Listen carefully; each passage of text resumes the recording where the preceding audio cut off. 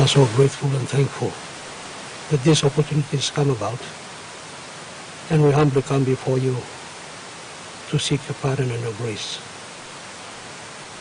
that you can cleanse us from all our iniquities with the blood of Jesus, so that this morning you can appreciate our prayers and our supplication. So, mighty God, this morning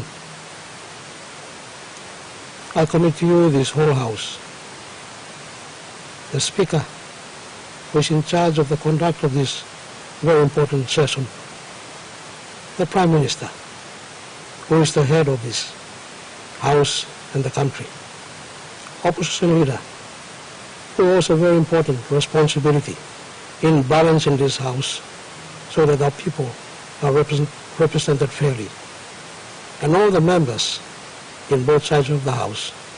Mighty God, you bless them all. So the business discussed this morning, Lord, will represent the people of the country, and the government will be saved also. Mighty God, this morning we commit to you the business of the day. Yes, we are humans, we can make all sorts of plans, but the most important thing that we know is that you have the final say. So this morning we commit all our plans for this session to you, that may your blessings be upon it. And this morning, mighty God, we commit to you our prayers, that you hear us. And I now commit all the members of Parliament, as we recite the prayers that Jesus taught us, mighty God, may your Spirit dwell in us and help us to go through this session. Our Father,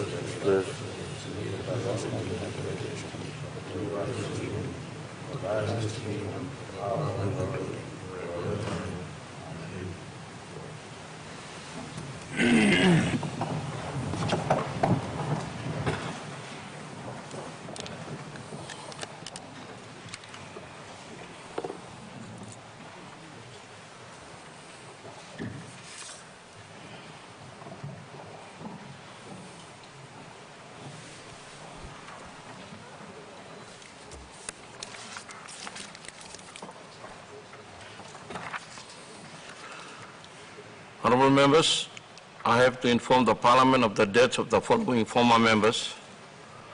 On 9th November 2021 of Robi Mai, a former member for West Civic Provincial Seat, and was first elected to the 9th Parliament, National Parliament from 2012 to 2017. During his term as member, he served as Governor of West Civic and member of the Permanent Parliamentary Committee of Culture and Tourism Committee in August 2012. And B, on 31st of October, of Sir Philip Boraga, OB, CB, KB, a former member for National Capital District Regional Seat, and was first elected to the 3rd National Parliament from 1982 to 1987. During his term as member, he served as a Minister for Finance from 1982 to 1985, and member of the Permanent Parliamentary Committee of Public Accounts Committee from 1985 to 1987. As a mark of respect to the memory of the late honourable gentleman, I invite all honourable members to rise in their places.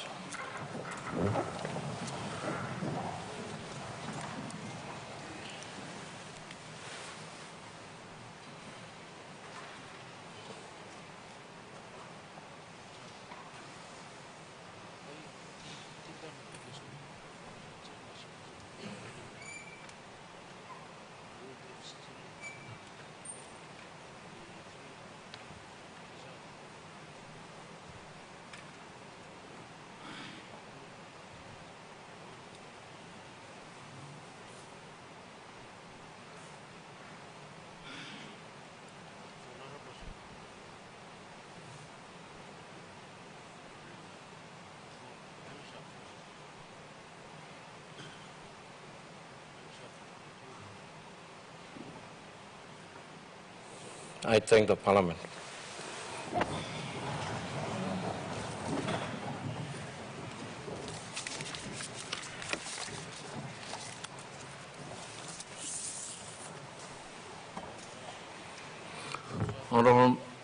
All honorable members, siya tu like tok sabe lo yumi lo desfla house or sem to plawig ko pinis kam na desfla week and parliament mi make kim desfla walk long testimony the walk man mary lo parliament na two all the political staff man mary lo yumi all member of the parliament long kisim test whether they got COVID or not got. Now result they come out of 300 plus. Walkman Mary you may test him and 24 only test positive. Only Karim this virus is tablong all, the solely no so him sign also only sick, but all will go around. No display. So parliament out lo display 6 plus. All Walkman Mary belong all members, all political staff, Nanar Pla, 18 Pla, and all Walkman Mary belong parliamentary services. So, maybe la toksabe long, all go staff lo house, na quarantine mall, in up display. Maybe la two toksabe lo display house all sem, usad all political staff lo imi bakam lo gate, lo through lo gate, or security basketball so was test finish the same modal positive or not. That includes two all visitors Loyumi all members lo parliament lo parliament too and but display asking along all so that you can serve the display status Loyumi now you can manage him one time display and talk sabe kam sia petitions, NOGAD, statements, notices, Haskim inogat tok sabe blongen, popula 10-5 minutes. Honorable member of Lokaira Guhiri. Directed to the Minister for Works.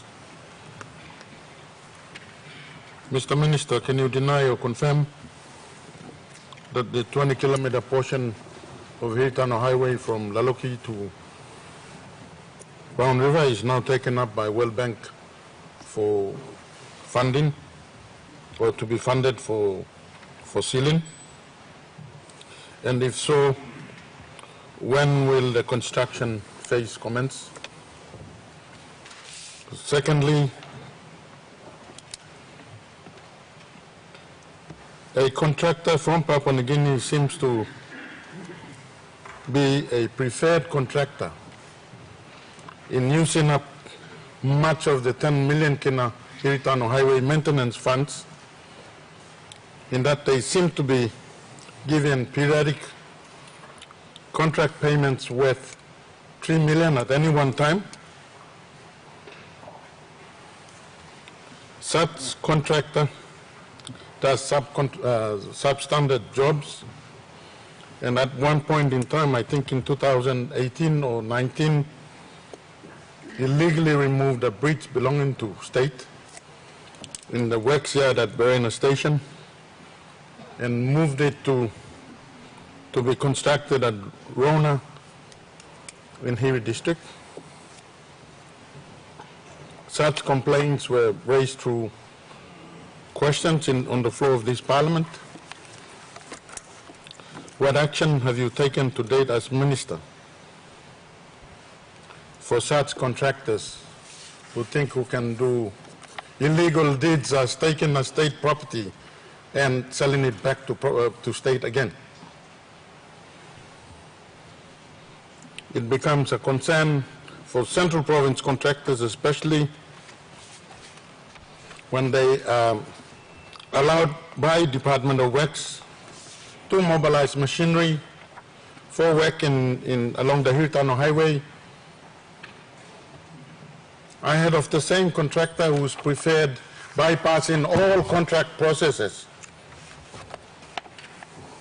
Only after he mobilizes, he comes back to try and legalize all arrangements through normal processes in your department. Are you aware that such illegal practices are going on? And I guess they've been going on for some time now. Minister, can you assure people of Central Province, especially Kaikuhiri, that these bad practices will cease forthwith? Thank you, Mr. Speaker. Honourable Minister. Thank you, Mr. Speaker. Let me like to thank you, good member of Kaikuhiri, question belongan. Question number 1, 20 kilometers road from Laloke to Brown River. Yes, there's a 10.5 million kina variation from the World Bank. Me signing many paper finish. It's coming through the process for approval, and that particular section of the road will be upgraded. Number 2, question long. One maintenance contractor long Iritano Highway, Mr. Speaker. To be honest, he raised this a couple of months back.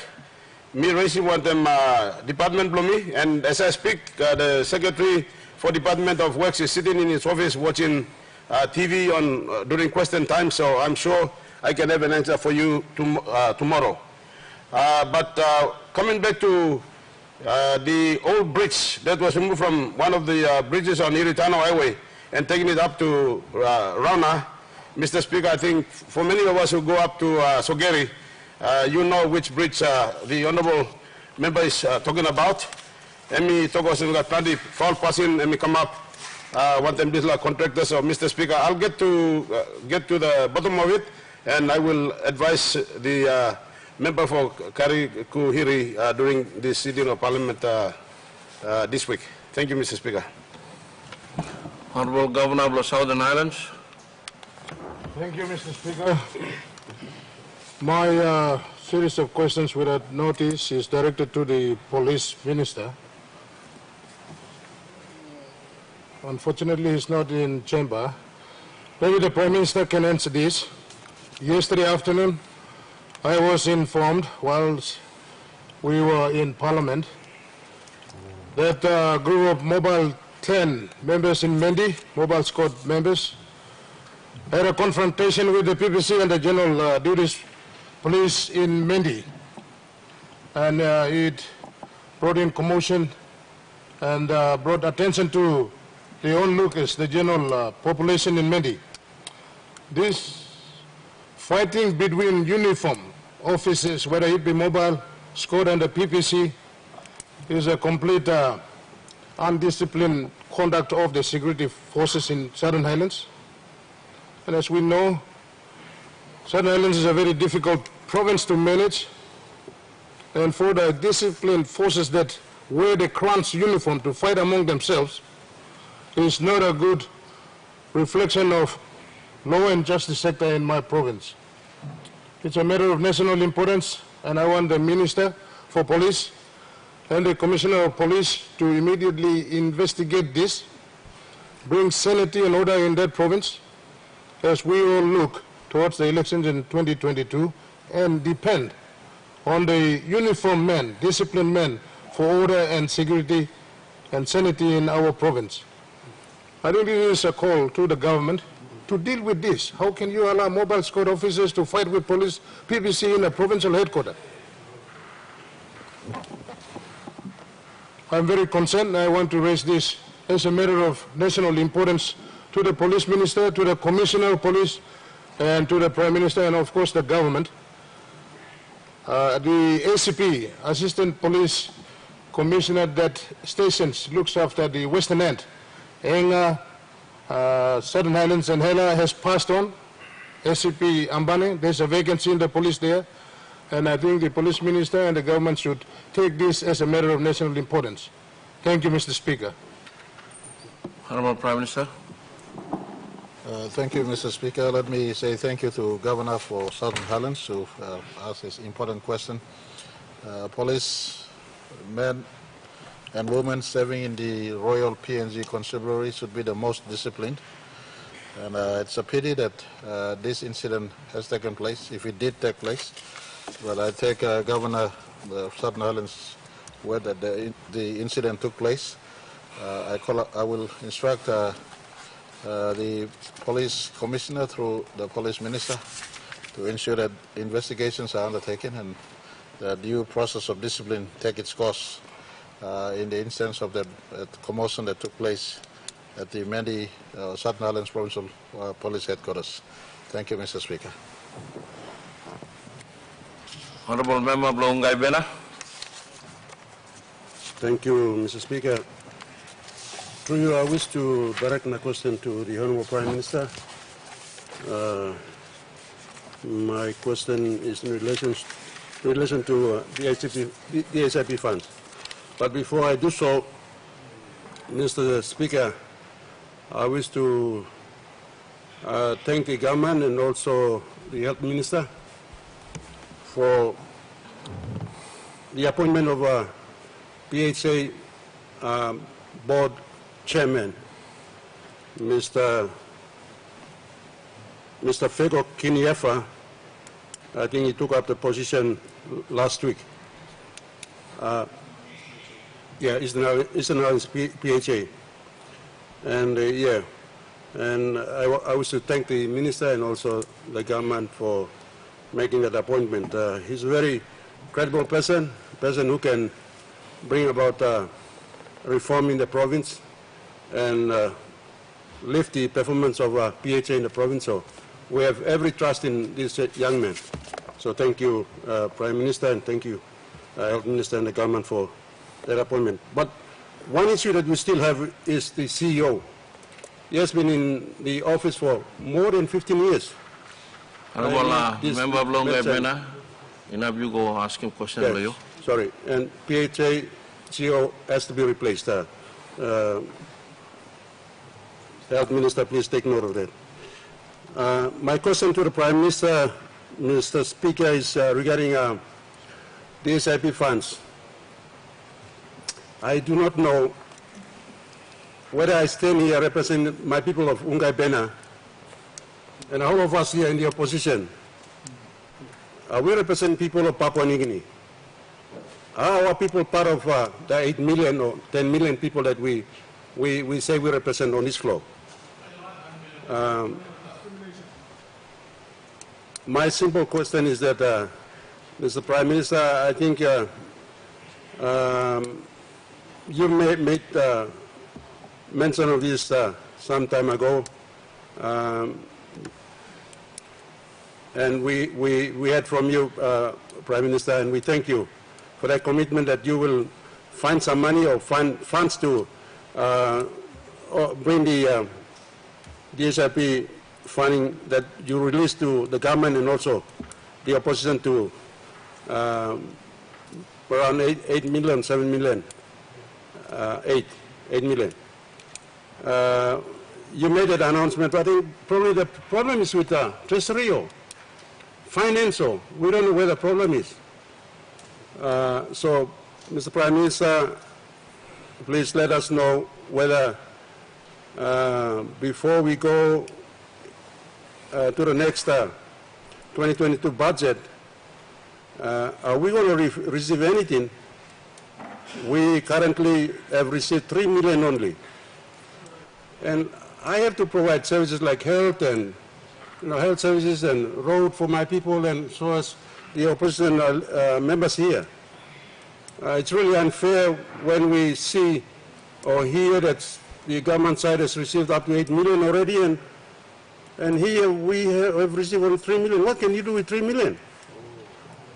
So, Prime Minister, we know we have every trust in you. You made this announcement, but probably other departments are failing you. So,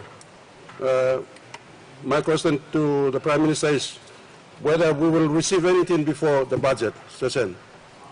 Thank you, Mr. Speaker. Honorable Prime Minister.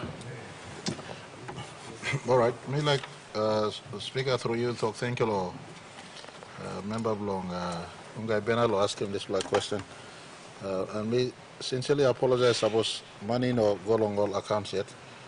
In fact, on this matter, we did follow up about 4 weeks ago, and the transfer of funds to all districts up to 8 million kina and provinces, for our work in these tough COVID times could have been effected already, and if it hasn't taken place, I do sincerely apologize.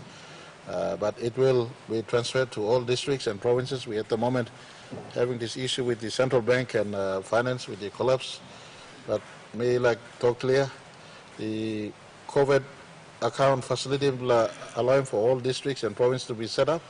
I think finance minister and his department have made specific trust instruments and allowed financial instructions enough for you to have access to funding also through that account. You can use him long, try best long, address him all. Immediate needs, we got long one on districts or provinces, more so in the time of COVID-19. People like in Mogara district, long try best if we got need long intervene, long housing, or health sector, or road, long quick time go long housing or kind of same. You have the flexibility to have a handle on matters that is directly of concern to your people's health and care in this time. So instruction has gone out for total, all districts and provinces to be given first support in as far as DSIP and PSIP is concerned. The Honorable Member of Ungai Bena, I will work with the Treasurer and the Finance Minister to ensure that that commitment is met. And hopefully as we go through the rest of the year, then we could satisfy fully what is owed. Let me ask him through this question, every district and provinces. The number one need facing us is COVID-19. COVID-19, just because now I'm plateau in terms of rate of infection, not going to give me or leaders a false sense of security. When I'm housing closest to you, me looks like plenty of members who can walk along all housing, health centers around. Please have an intervention in that space that money come. Me advise me long, try best long. Pay keen attention and close attention to the health needs of our people. Opposition or government alike, at this point in time, we also be tracking at 80% in as far as DSIP, PSIP is concerned. Thank you very much, Mr. Speaker. Honorable Governor Blonga. Oro. Thank you, Mr. Speaker. I rise to ask a series of questions to the Minister for Justice. First, I commend him for the efforts that he is undertaking in that ministry to bring about order and structure and new bills and laws that will assist Papua New Guinea. But my questions are in relation to some issues which concern the people of this country, and these in particular are the inquiries, the many and numerous inquiries that we have conducted over the years since independence. These inquiries are collecting dust in some office in Waigani Swamp. They have wasted significant public funds, taxpayer funds, and the expectations of the people have been dashed because these inquiries have not been successfully concluded. The terms of references are well framed. The inquiries have been carried out by professionals. They are well funded, well executed, and reports furnished with detailed evidence of wrongdoing and illegality, and indeed the names of persons of interest and companies of interest are listed for all who care to see. There is a lot of fanfare and publicity, and the people have huge expectations that finally, in instances where injustice has been exposed, there will be justice. But to their disappointment, this hardly ever happens. And for whatever reason, these inquiries are shelved and they collect dust and cobwebs in some unswept den or lair of the infamous Waigani Swamp, never to see the light of day. Honorable Governor. Yes, Mr. Speaker. Before me let me continue asking Blue Minister, I'm just like talk here, Waigani Swamp. You mean when I'm Waigani Swamp true all paper go sablong eno? I'm also one place where plenty line also talk now. All public also refer it's an area where plenty something is a go, but it also come out. Also inquiry. Okay, but you straight him this talk patient because standing order now me make him reference kolonganya me talk, you not gonna make him kind. Talk picture also, you talk him straight. Okay, thank you, Mr. Speaker. Me withdrawing this comment, me by don't have talk Waigani Swamp can. I'm now. Me by talk public sector officers.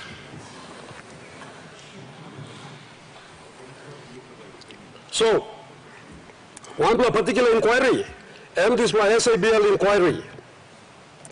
Now me come back to Glasgow where Mipla been go representing country law, exposing concern for Mipla, no climate change, no global warming. Now no help, this particular inquiry was raised. And the way that we have managed our forest resources and activities have been brought to our attention over there by international organizations. So, me like referral of this inquiry, Ncbl Inquiry, which me also number 2 inquiry go inside the corruption of the forestry department. Number 1 inquiry and Toast Barnett Inquiry blow 1989. When people all get a surveillance inquiry, fraud squad office all been cooking go down, office for forestry all been burgling, all get the files, he disappeared, now Toast Barnett and yet all put him knife plan, the house plan, corruption and all medivac him call Kents. This inquiry and finished in 2002. It was handed to then Prime Minister Robin Amalu. Nothing was ever done about it. Number 2 inquiry and Ncbl Inquiry. Number year 2011, 9 years after the Barnett inquiry, it cost us 17 million kina. Produced volumes of damning data and evidence, indicating 5 million hectares of traditional land had been unlawfully permitted for logging under the guise of agricultural development. It found that 97% of these SABLs were illegal. Evidence of massive corruption and various individuals and serious breaches of PNG laws by named companies were tabled. This report was completed and handed to the government in 2011. Coincidentally, Somali government was removed.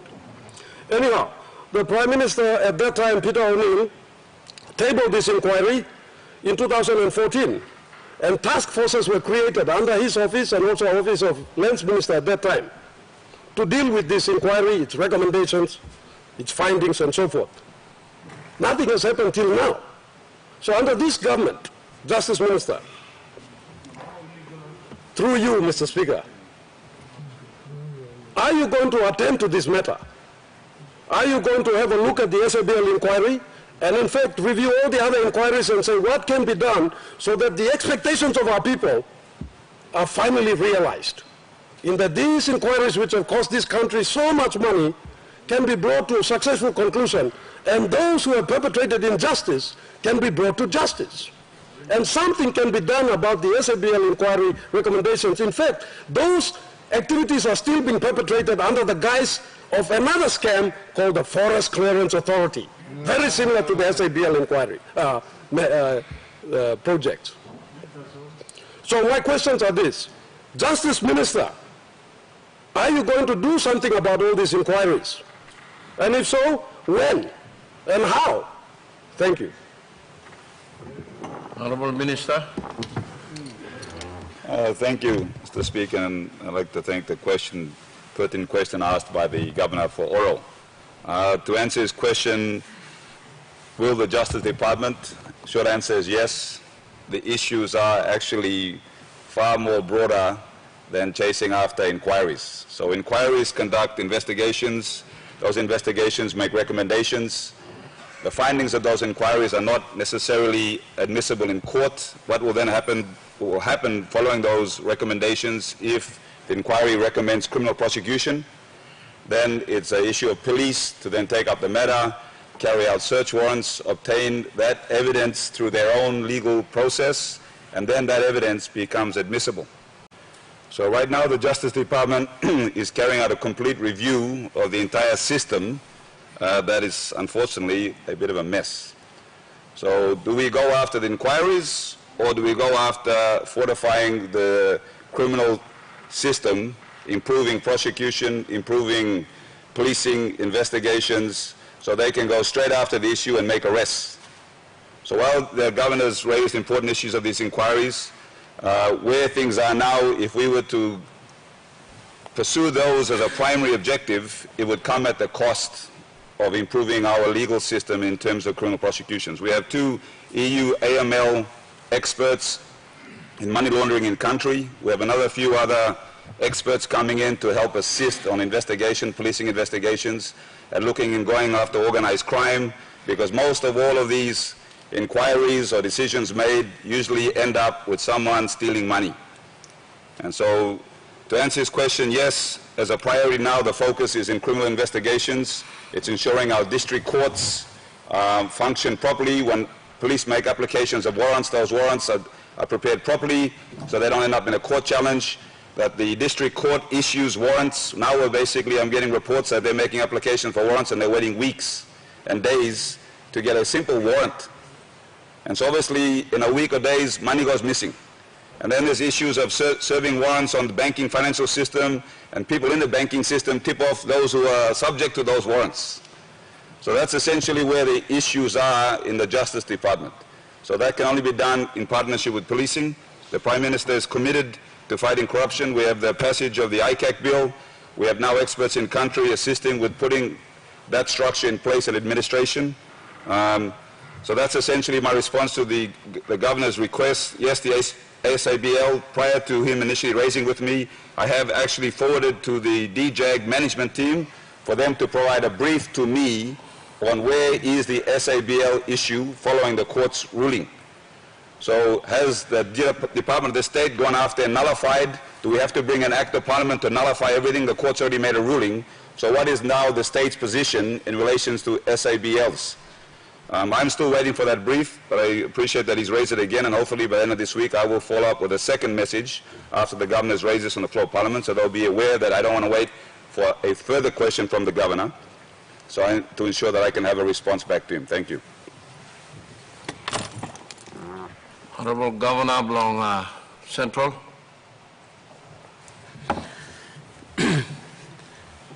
Thank you, Mr. Speaker.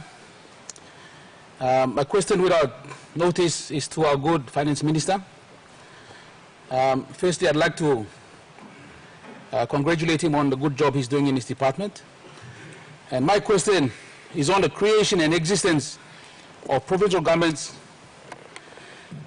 is an important part of our country, a level of government that reaches far and wide. The organic law on provincial government enables us to execute administrative and legislative functions. In doing so, we seek economic growth and management of the social status of our province. As the provincial government, we have initiated business ventures and operations under the Companies Act.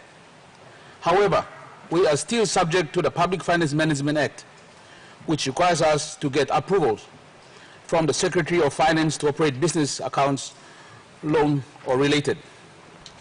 The process is further hindered by bureaucratic red tapes and prone to abuse by public servants, frustrating the efforts by provincial governments to seek a signature to open an account. For this House's information, we have done so, and 6 months on, we are still waiting. How can we as provincial governments grow our economies and help improve our revenue when we are subject to public servants who play politics or want favors? I therefore raise these following questions to you, to the Honourable Minister, through you, Mr. Speaker. Is the Minister aware of the red tapes that undermine provinces to operate as businesses? The National Procurement and Public Finance Management Act dictates the second level of government under the signature of public servants. Can the Minister quickly address these flaws by creating an enabling process whereby provincial governments can operate within the Companies Act as the private sector? If these two processes of legislative were created to fight corruption or manage public monies, for the record, there is no evidence of striving provincial government business arms apart from the success of East New Britain province. Lastly, does the Minister have any plans to allow provincial government businesses to operate separately, similarly to KCHL, so that provincial governments can entirely focus on delivering services to our people? Thank you, Mr. Speaker. Honourable Minister of Finance. Thank you, Mr. Speaker. Thank you, Lo. Good Governor, Blo Central Province. Good all questions belong in. Mr. Speaker, by me, look long all questions belong in good. Me by come back to Parliament, providing one detailed response. But me like talk clear and talking about people of Papua New Guinea also road blow using public money, road blow spending public money. Emma lost tablo mi blamas behind him. Ethical use belong public money important. Outcomes belong or public money you may use him long, invest him long. When him kind of work you may work him long in. You must have clear law use belong all this money too. Questions belong Governor I may relate long all business, all good law, all provincial governments below you me. Need law come up him long, strong him. Revenue belong all provinces, so all can use him all this revenue. Law help him, support him. Services inside long one all provinces below you me. I may allude him law one successful case below East New Britain. I think you may all get a savel or this land. I may appreciate him this suppose East New Britain can work him. You know that reason why. Or Narbla or provincial government you know can work him. But suppose good governor below central province and me get heavy law some correspondence and me put him companies law department law me by look law all this la. By me writing along him also on the floor of this parliament. But we can answer him all these questions good. A lot of this time, we can clearing people of Papua New Guinea in this house. The process, you may need law behind him. Suppose he got some every way, so they come namel frustrate him. All this all thinking. Long you may come up him. All kind of business or same law province. Or some good government governor me talk. Or something you may can look long and suppose you got some Chinese minute law working by me talks of it too. Thank you, Mr. Speaker. Honorable Member of Law Abao. Thank you, Mr. Speaker. My questions without notice was to be given to the Minister for State-Owned Enterprises, but because he's not here, can I be allowed to ask the Honorable Prime Minister? Mr. Speaker, in yesterday's one of the two dailies, the Post Courier, the front page was blackout. But since then, no response has been given to many of those questions that our good journalists in Post Courier exposed. And therefore, I wish to take this opportunity to remind the Honorable House, through you, the Speaker, and ask certain questions on the state of affairs with regards to the PNG power situation. As you and I know, very recently, over the last 48 hours, in the nation's capital, blackout has been the normal thing for all of us. The last blackout was 2 nights ago, lasted about 4 hours. The whole city was in blackout. And I'm sure there are experiences everywhere, and we know the consequences of frequent blackouts, impact on computers, generators, etc., fridges, etc.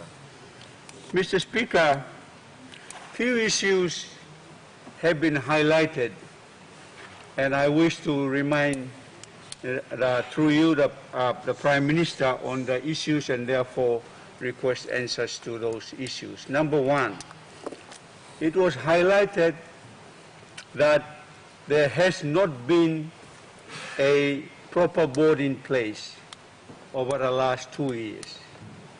And therefore, without a board, obviously the consequences are directives and decisions are not made. And therefore, when, Mr. Speaker, can this important entity with its enormous problems, when will the board be established and I recommend at the earliest possible time. One of the issues that was raised in this front page was, and I quote, power systems on a time bomb. Our view on the opposition is there is sufficient generation of power, for example, in the city. Let me confirm that. In 2013, the 2 gas generators since then are now online. 2019, the 50 megawatt power plant by Orsett also is online. 2020, the 40 megawatt zero power, I think recently, I think only last week, after so many months, is now online. And so we believe on this side of the house that so far as generation is concerned, there is sufficient generation. The information that we've been advised is that the last technical audit on PNG power was carried out in 2001. There has never been any more technical audit on this important public infrastructure. And therefore, Mr. Speaker and Prime Minister, can the government immediately undertake that important audit so that we know exactly, and our position is, it's in the transmission and the distribution infrastructure that is wanting right at the moment. And the symptoms are the frequent outages. On an average, we have been told 4 to 10 outages can be experienced within 5 days, which is not acceptable. It demonstrates that it is the transmission, it is a substations, it's a transmission lines, and also the lines that we go from house to house, business to business, the distribution lines. We are also advised that in the Port Moresby grid, it will require about 70 million to address those.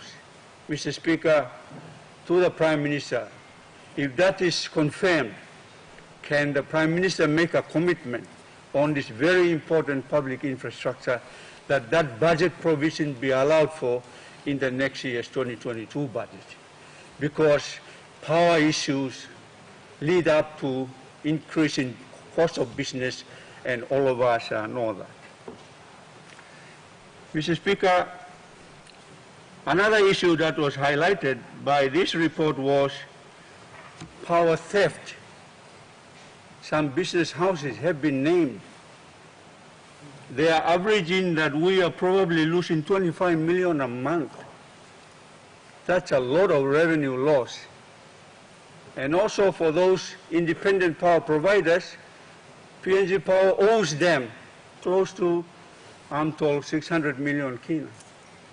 So this entity really needs very close attention by the government. I know, I don't want to point fingers because all of us have been around, many issues have not been solved, but I think there is an opportunity now for the government under the leadership of the Prime Minister to really focus on try and address some of these issues. And if it confirms that 70 million is required to do maintenance of the transmission and distribution lines and substations, why not?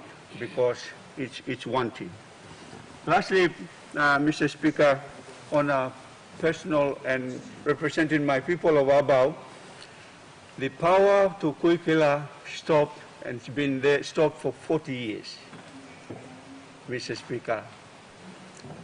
The latest World Bank Europe report did categorically say that immediately 15 to 20,000 households can be immediately hooked up if the power extends beyond Kuikila. And I asked the Prime Minister to inform his good, hardworking minister that extension of the power grid from Kuikila be considered so that it reaches another part of Papua New Guinea called Abau. Thank you, Mr. Speaker. Honorable Prime Minister. All right, thank you, Mr. Speaker, again, and I'd just like to appreciate the member for Abao for asking this very important question for PNG Power. In fact, PNG Power is a sick organization, has been sick for many, many years with a lot of issues, and we can't go back too far into the future. We are here as government now to address this, so I thank to heart the counsel that the member for Abao did offer. Let me say we have not sort of set back, and we look at the board issue that he has made reference to. I can say there were two positions that are vacant, and there's two vacancies we will fill at the very earliest. There has been some adjustments issues. When we took office in 2019, we did desktop analysis on the state of our state-owned enterprises. Key amongst them were the 4 state enterprises that we really targeted: PNG Power, PNG Water and Edaranu, and the amalgamation issue, Telecom, PNG and the communication sector, as well as Air New Guinea. And we thankfully giving support to them to ensure they, despite the weaknesses they carry, they still remain focused in as far as contributing to save our country. All these organizations also are operating at loss. Almost half, if not 60 to 70% of our users are not really good paying users, if I could put it this way. And these are the inherent weaknesses we have inherited and taken in, but we have tried our very best to clean. For instance, PNG Power, for the first time, all the bills that have stacked up, I don't think, I was finance minister for 7 or 8 years, I don't think there was one blank check of 100 million paid to PNG Power in the 7 or 8 years I was finance minister. I think we paid 105 million kina to PNG Power to clean up some of the state debts. There's a state debts that we've been carrying for so long, and PNG Power sometimes wants to cut power off from state organizations, but we remind them, sorry, we are paying, and we've been saying we are paying for the last, 10, 15, many years, and there's a lot of factor that goes behind the sorry state of PNG Power. The 2 generators, for instance, we were supposed to set up, have collected dust in Leh for the last 5 or 6 years. And, we spent well over 100 million kina plus in the 2 generators. Yet they're collecting dust in Leh, and they've completely gone down. They were asking for another 50 million kina, 50, not 15, to refix it up. And we said, let's go into hydro and let's go into gas sort of power generation, instead of burning another 50 million kina to reconfigure that generator space. In the last 5 years, thankfully, New Power came on board, and now Dirio is throttling here to supply Central and NCD. The Dirio power installation will supply about 27 megawatt, but there's a teething issue in as far as the step up and uplift of the power and feed into the grid. There's no connectivity to Port Moresby because the current connection from the existing generation site where New Power and Dirio operate side by side can only uplift what is being generated by ExxonMobil and New Power. The latest bout of blackouts has stemmed from the fact that I think New Power decided to switch off supply, and I've asked New Power not to do this. They switched off because we have not paid them bills for the last 5 years again. And so, as take of ad hoc inefficiencies that we've inherited and part of the cleaning up, in fact, in the last 2 years, we've cleaned up well over 2 billion kina worth of outstanding areas and contracts and bills that government have inherited. We've carried. Part of that was 105 million kina that we transacted for PNG Power. So let me give assurance to the Honorable Leader who asked the question, as well as to the House and to our country. PNG Power remains very much our focus, and we also look at a reform in that space on how best we could look at reforming the generation, the transmission, and as well as the retailing aspect, so that the power company becomes more efficient. Part of the step towards that reform, we established the National Energy Authority, separate from PNG Power. PNG Power becomes just one power supply company, and the Energy Authority becomes a regulator. So, to summarize, the call for technical audit is absolutely correct, and I give you the assurance we will look into this space. We're cleaning up those areas that we've carried with PNG Power over many, many times, including the 100 million that we've paid. And just on a side note, PNG Power also owes IRC quite a substantial money for the taxes that they also should have paid. And so that's another issue. PNG Power told us that 100 million kina was picked up straight by IRC. And we're working to ensure PNG Power is okay, we all okay, power still remains. The infrastructures are aging. Most of the infrastructures have been the same infrastructure we've had since 1975 or since whenever it was all built. And so the recommendations to look into that has been considered by Cabinet. There's a $250 million ADB program coming not just for PNG Power but our state-owned enterprises. And when that is funneled through, PNG Power will receive a substantial part of that allocation so that we make big intervention, and places like Port Moresby and those who live in and out of Port Moresby grids can have access to reliable power, because that is the quickest and easiest place of paying bills and bills collected. So consider that those issues in PNG Power will be addressed hopefully around Christmas.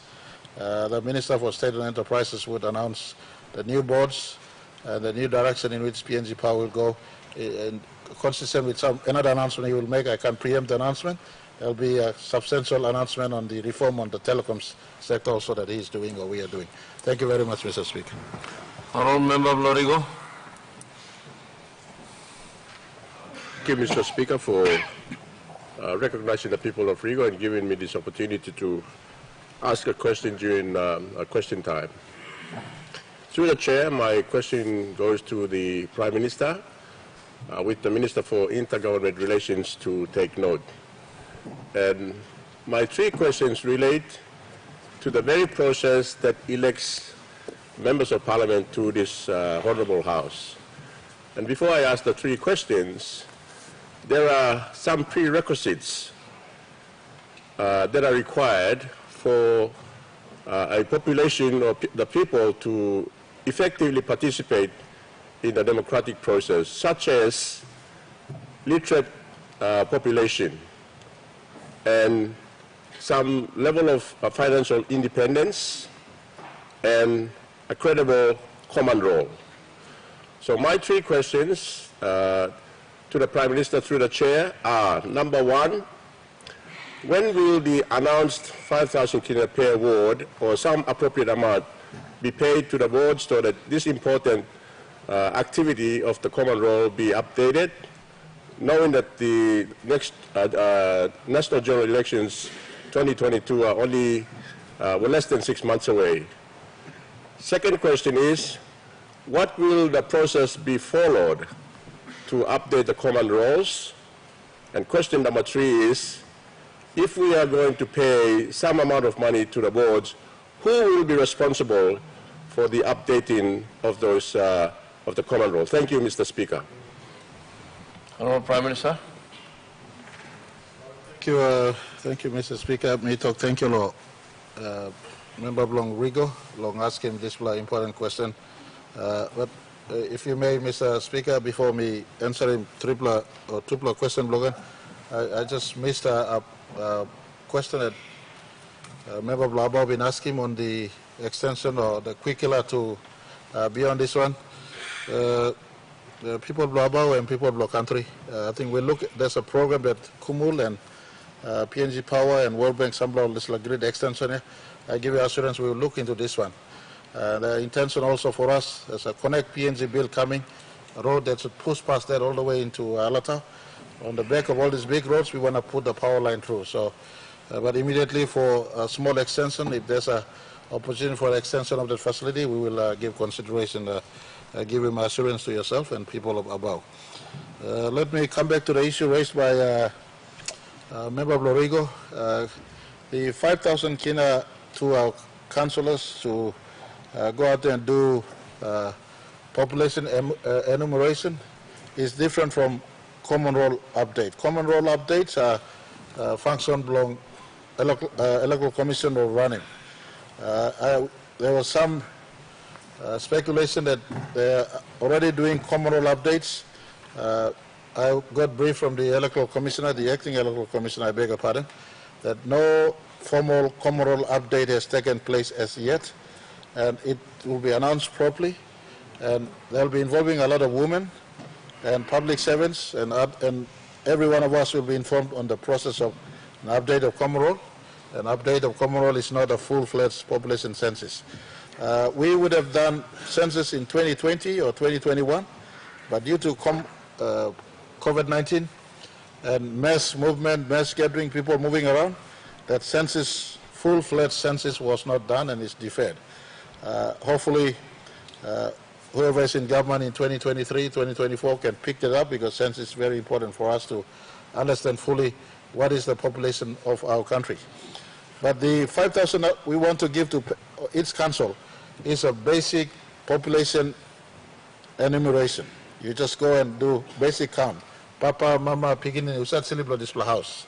So council have a word book sort of thing. So keep a lookout for provincial local level government and national planning who might be announcing this in December.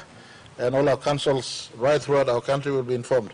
You have a book, you write the name of families who live in your council ward. That for us to just have a basic glimpse of what our population is. At the moment, we say 8 million, some say 9 million, some say 7 million. We're projecting against numbers that NSO and Pressweek give us on what is our population growth rate. So we're not really sure as to how many people we have in our country. So we just want to do a basic head count, so to speak, by our councillors, and we assemble to know how many people we have in our country without even inputting all the necessary data in a fully fledged census that would have been done either in 2020 or 2021. So that 5,000 for per councillors is different from common roll. Common roll update will be run by electoral commission, but we will match that also against the numbers that councillors collect. That my ward has this, and if suddenly our common roll update picks up 10,000, but the ward actually has 1,000 people, then those discrepancies can be matched also in the context of the common update going forward. So they will be synergized and they will work back to back, but the population count at the ward level will be run by provincial and local level government and our National Statistics Office. The common roll update will be done by the Electoral Commission starting next year, January, February, March going forward. Thank you, Mr. Speaker. Honourable members, question time may lapse now. Minister of Transport.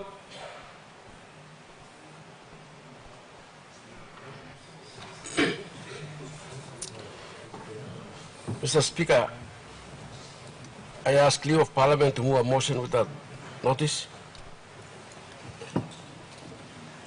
Is leave granted? Leave granted.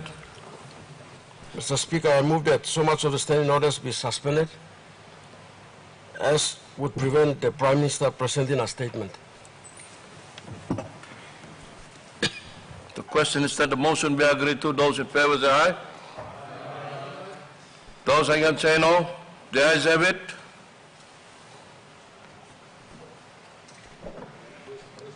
Thank you. I'd like to thank the Parliament for giving me a brief moment to make a parliamentary statement expressly in response to the public protest and the petitions that few NGOs handed over to the Police Minister and our National Capital District Governor yesterday. I just want to make a brief response. The petition was received.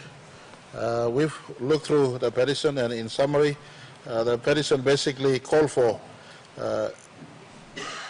that they made an inference or make him talk, if I could speak in pidgin, for better use of word to ensure clarity is going across our country. Only talk no cut vaccine, vaccine maski, no can mandatory vaccine not la talk to. Only talk not la 3 point me summarize him only talk Rousing Pandemic Act.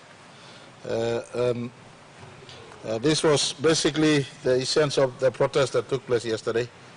Me like kissing this time, lo make him go out long all citizens blame me, especially online long 9 Mile, line where all come bung. We play looks at one of them all come out or this bungi come long. Me like talks away long all line come out. Also, country blame me. I mean, you know, you got mandatory vaccination. How much time? But me play stand here and talk some vaccine. I mean, no mandatory. And so the protest keeps on coming, and we are observing closely when source flow is la protest of Lakmabiat. Vaccine, me plan to make him mandatory from day one. I mean, like clear him good look at a man marry across our country. No can harem gaman talk to some vaccines and mandatory blow. Mipla in as far as government policy is concerned. We respect our people's right to freedom of choice, especially when it comes to sensitive matters like this. Now, government, making one blanket policy or some vaccine by mandatory. Some country are making vaccine and mandatory. For instance, one Solwara Blimi, Long Pacific Island, one black skin or Senyemi, Fiji, talk vaccine requirement now long you walk. All are making slow down now. Over 80% of Fijians only kissing vaccine penis. Now go back to walk. Close to Bolobim country belong all. Only me looking lo news aste. Report me kissing all to Australia tourists. Ready to travel along Fiji na go Malalo na kanisum lo apna. And so you making vaccine mandatory. But we had made vaccine available. Long said online like kissing vaccine or mass kissing. That policy still stands, and plenty talk and government making compulsory vaccine and German talk. So Miss Beckham talk go out long through this parliament, because all like him people will respond within 48 hours. Underneath the standing order long parliament. Parliament you don't have gives him ultimatum long one block line long salim was in parliament you must respond in 12 hours or 24 hours or 48 hours or kind of same. But however, all people living all like harem clear. Plenty only clear long all information. Maybe people talk English that's all. Maybe people use more scientific talk that's all. I don't know for whatever reason.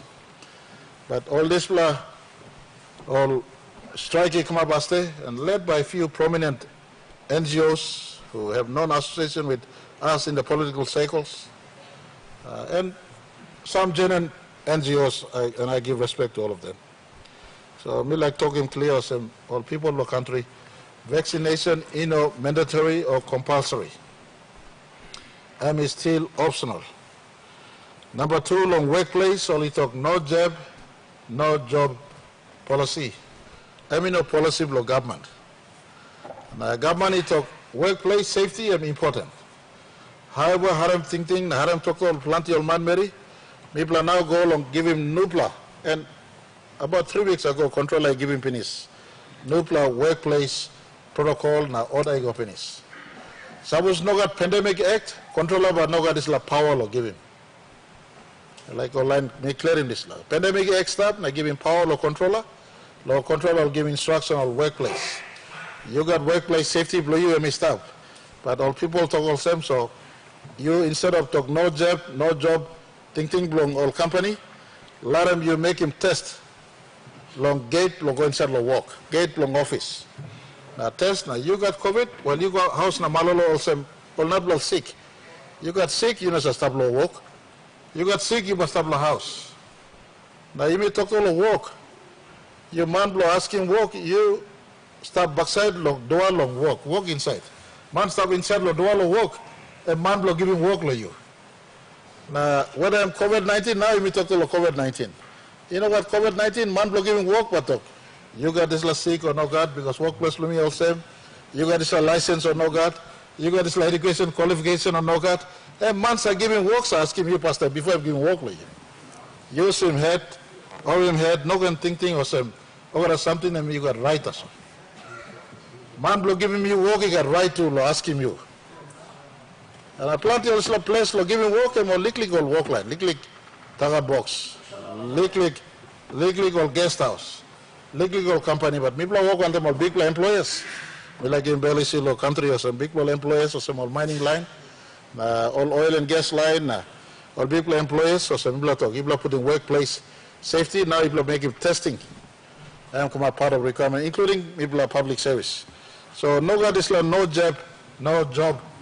This is policy, government, and people go around finish, now issue instruction. Also, all workplace must put in testing, link, and most of you would have seen controller, health department, only put him right across the country now, one of them all test sites, now one of them all vaccination sites. So, we said, man, you like some vaccine is stop. We said, man, you feel as if you don't like some vaccine, okay, you make him test, suppose you walk, man. You test positive, we'll talk, okay, you stop outside legally past time. Also, this morning, you may, Speaker, you are also, you may get prevalence of about 30% of COVID cases in our parliament work precinct. So, me clearly is thinking, Lord Man Mary, no got vaccination, I mean mandatory. Please, no got boom boom. Cause of strife in our city. Yesterday, police could have gone out in a big way, stop him, Man Mary, move around. But we said, we are all living in hard time. Instead of police go stop him all of them, just have a handle on them, let them talk. But we have to be aware that you stop boom boom, you can kiss him COVID-19 easy. And going forward, me like talking also line protesters. People, stop him, you or no can raise him issues you feel government need to harm. National Control Center has been operational. Example, for instance, the PNG Council of Church, the Body of Christ, as well as the Evangelical Alliance, all churches network in the country. Only come now, same old concern only come raising Lomipla 2 weeks ago, the National Control Center. So we said out there you feel you have an issue that government needs to hear about. National Control Center, in as far as COVID is concerned, it has always been open, almost 24 hours a day, 7 days a week, third floor, Morata House. Bring him consent blue come lab instead of steering Gordon's Market, steering Boroko Market, steering 9 Mile Market. Na come na cause him unnecessary nuisance in the city. And this little bumper crowds, and cause him COVID lo spread it. You Yambla man, Yambla Mary, you may be strong, you know feeling effect of COVID-19. But you got Lapun Papa la house stop, Lapun Mama stop. You go back, you give him sick limbs, Lapun and go finish now. Me encourage our citizens, stay away from crowd. No can boom boom na stop. No can aram talk lo one man and panim. Lick bread and butter blown on side na holding speaker na stop. Stay away from the crowd. Any one of you genuine NGOs or some churches come look at me along Morata House. If you have an issue, come to us at Morata House. We listen with you, talk to you. If there's a specific workplace issue, also come to us at Morata House. The hotline has always been open. Controller Manning and the deputy controller, the team has always been at work. Come to us, we could handle those specific workplace issues, and we could deal with them to ensure our people's rights are also not unnecessarily sabotaged or tampered with as we live in this hard time going forward. So I just thought, Mr. Speaker, I make those clarities to inform our people. We've considered your petitions. We're having a look at them. If a sample of you can come to the controller and sit down with him and talk to him maybe on Thursday or Friday, we could explain to you in full detail what this issue is all about. Thank you very much, Mr. Speaker. Like make him debate on top law statement Prime Minister make him learn.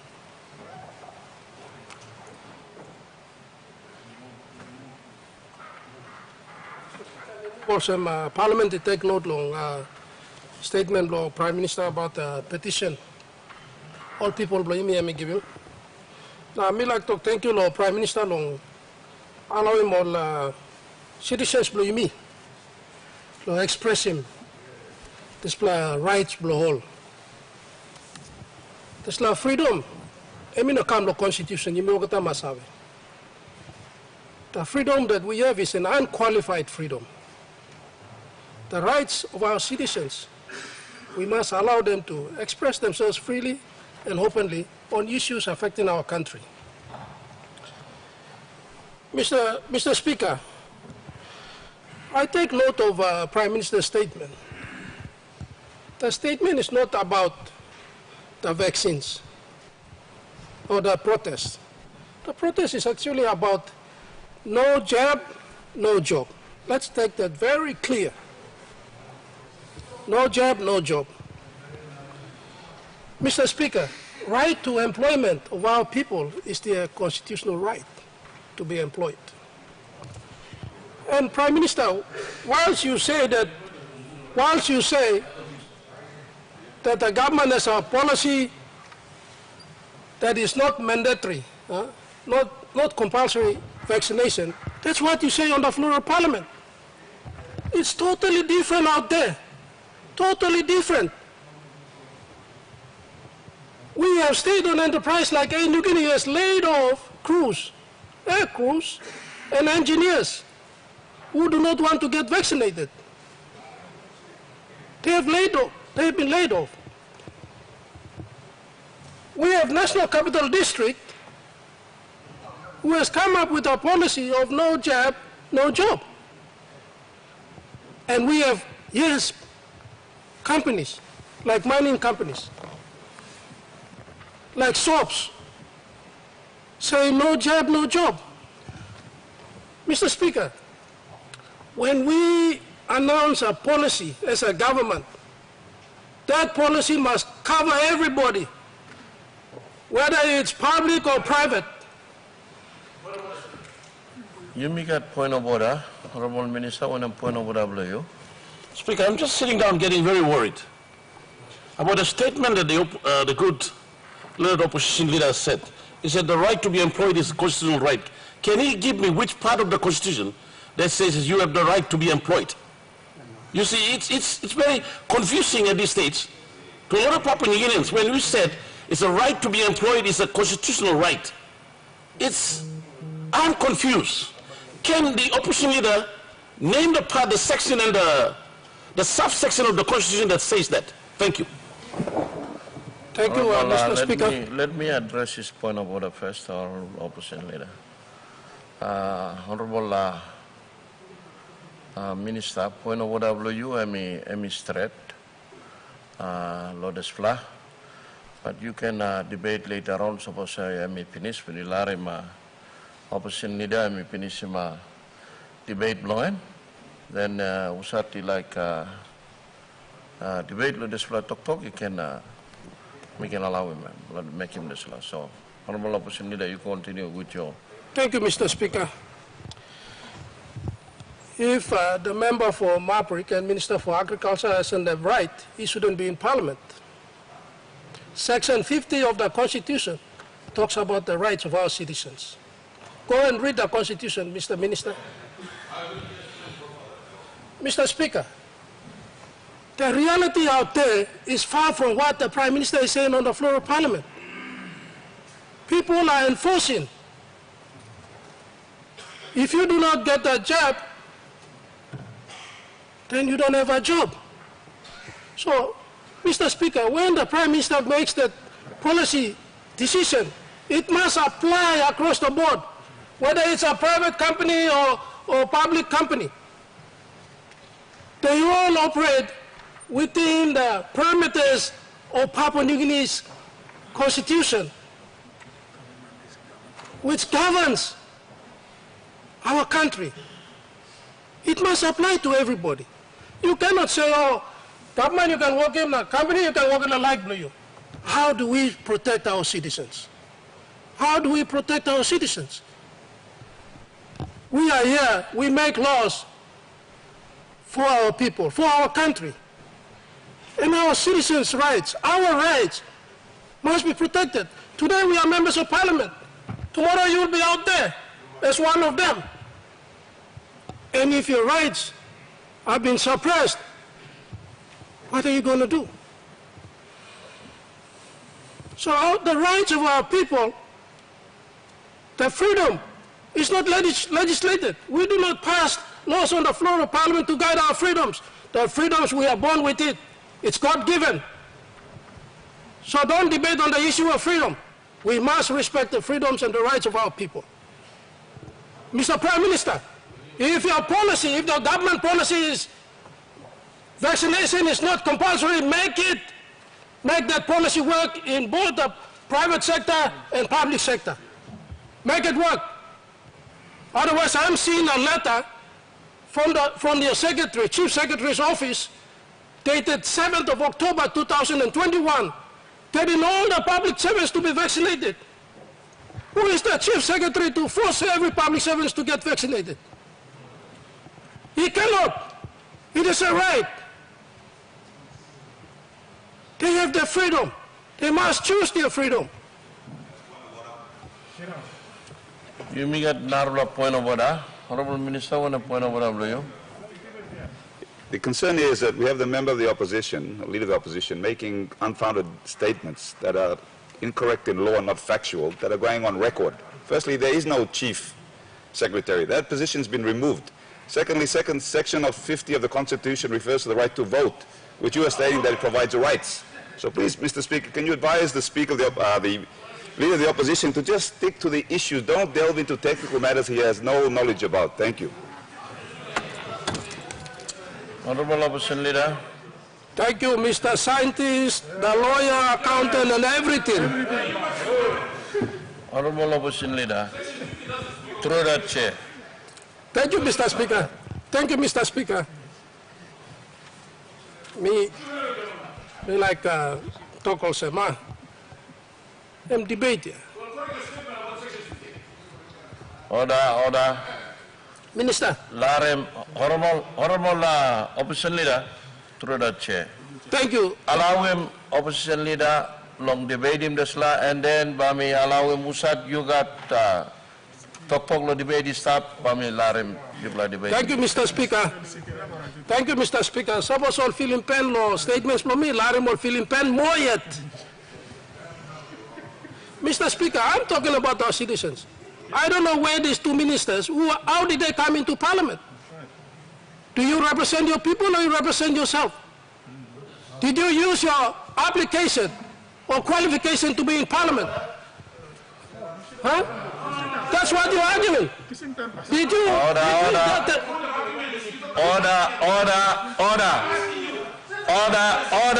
Honorable Minister, you have not been given that opportunity to talk. So take your seat. Honorable Opposition Leader, you continue with the debate. Thank you, Mr. Speaker. We are in Parliament not because of our qualifications. We are mandated by the people, so we should be for the people, of the people, and by the people, Mr. Speaker. That must be very clear on these people.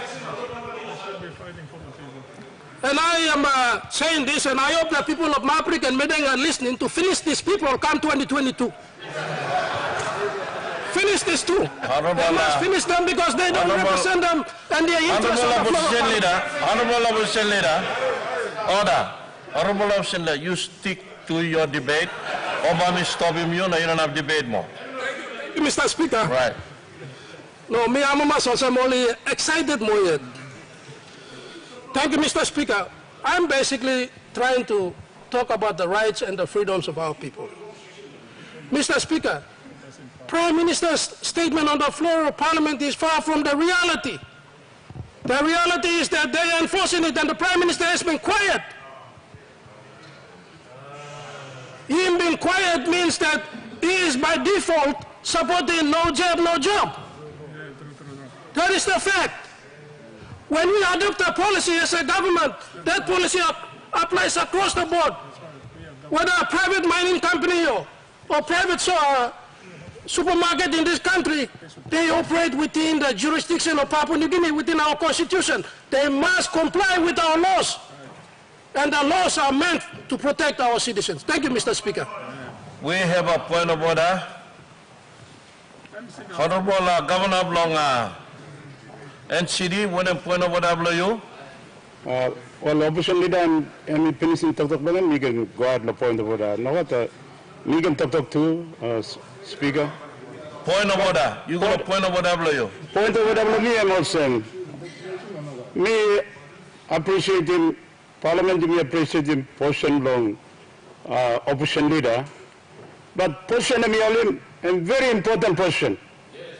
Now, M must use it as a position belonging responsibility to. Promoting freedom of people believe me, M you right the good law, but our people have responsibility too. They must be responsible. Now, we can give an example, NCDC. We got online where only got pre-existing condition. They are very vulnerable. City manager and we got obligation level employees, both who healthy now, skin belong on Rambo, same time too, and we got the responsibility long online where if they see only infection, they are very vulnerable. Honorable Opposition Leader, you resume your seat. Let him finish his point of order, and then if you have a point of order, they can come up long. So, Opposition Leader and me using platform long and long, advocate now, talk about rights for people, believe me. I'm right, but then must question him because what he said, people take it, you know, personally or literally. But their rights is more important than our obligation to each other. Now, me by reading Section 48 of the Constitution, what it says about right of employment. It's not an absolute right. It's a qualified right, but it gives you a right of choice of employment. In October, you must be employed by the parliament or by the office of the opposition leader or by this company or that company. Or. Please, we are in a pandemic. That's all I'm trying to say. Let me get a chance to speak behind Speaker. Honorable, let me address his point of order first before I choose him. Honorable Governor of Law and CDS, point of order in Sinoda. Do we have another point of order? No, Mr. Speaker. You are raising a point of order? Respond to his point of order. No. Mr. Speaker. Then the chair will not allow you to raise, to respond to his point of order. No. No, God. It's not allowed. Milarem Governor of Law Isipek. Speaker. Thank you, Mr. Speaker, for this opportunity. Sorry, before you continue, I know you all members from Parliament, like debating the Sala, talk. I will give you opportunity to debate, but you will all get set up, million of marking you block at the same time. So, Governor of Isipek, you go pass. Thank you, Mr. Speaker. Number one, and I've said this before and I want to say it again. We are lawmakers, and right now if you look at the cameras, Papua New Guineans are tuned in to watch what we are saying here. Mipla leader must responsible when I can talk Mipla making. And we have to check our facts, Mr. Speaker. So, number one, something. Papua New Guineans have 19 constitutional rights. Section where Bratan opposition leader mi koti mi krangi. Section 50 is the right to vote. Now, this right long walk, it reads like this. Every person has the right to freedom of choice of employment. It doesn't say that you must not walk. It says you have the choice in any calling for which he or she has the qualifications lawfully required, subject to the regulations and restrictions.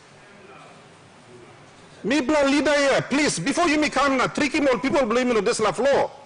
Let's be properly educated before you throw him kind section, not kind talk, because our people are watching.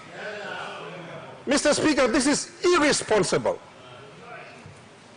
You got right to walk no place or go na piny one block walk where you got qualification long subject to the restrictions required. That's what the law says. Now, Mr. Speaker, Mipla all gonna talk lo desla issue blong. Vaccination or no got. Prime Minister may make it clear. It is a choice. But once you make the choice, it comes with responsibility. You don't not make a choice as a Mipla leader, you don't not come nothing, without worrying about the effect that what we say on this floor, and by God, Lord, people outside. Yesterday's protest was totally irresponsible. Mr. Speaker, you may look him spike long COVID-19. Time you may over the bone of funeral belong. Late Grand Chief Sir Michael Thomas Somare. Now we knew, even Sir Michael's family didn't want a big funeral because all his sabe. Also, you may be spreading this plastic. But we went ahead. Mr. Speaker, when people will speak to hemorrhage, you may get some sick day. So we took the responsibility. 2 weeks after the funeral in my province, Mr. Speaker, we had a spike. In fact, your province of Manus had no COVID-19. All Manus kalap lo speedboat na come across lo funeral lo St. Michael. Lo show him respect, no only karim sick COVID lo Manus. Now we knew this. We took the responsibility and we did it, and we showed our respects to perhaps the greatest of all of us in this house. I was very disappointed when I saw videos of display street protesters calling named the Grand Chief Sir Michael Somare. Shame on you. That same group in 2011, they illegally threw Sir Michael out of this house. The same group. Irresponsible people, Mr. Speaker. And in this house, we have to be more responsible with our words. Be very careful. Because all looking at TV stuff, all back on a talk, look up. There's a member toggle sem. There's a toggle sem. So I'm true. We have the lowest rate of vaccination on planet Earth. 1.7%. Now, if that is not freedom of choice, I don't know what is, Mr. Speaker. Prime Minister Tokyo, you have the freedom to choose. Well, Papua New Guineans have chosen 1.7%. We have set a new world record. Mr. Speaker, we have the lowest rate of measles vaccination in the world, 37%. We have the lowest rate of chicken pox vaccination in the world. That too is less than 30%. So Plandi all piginini, all by kisim sick chicken pox na all by day. All by kisim measles na all by day. How do we know? Because we have the lowest rate of vaccination for those diseases on planet Earth. Now you blow leader. Some of you here will be responsible when those children die. Because you are not saying the right things here. And people are believing you. Papua New Guineans are resistant against all vaccines, not just COVID-19 vaccines.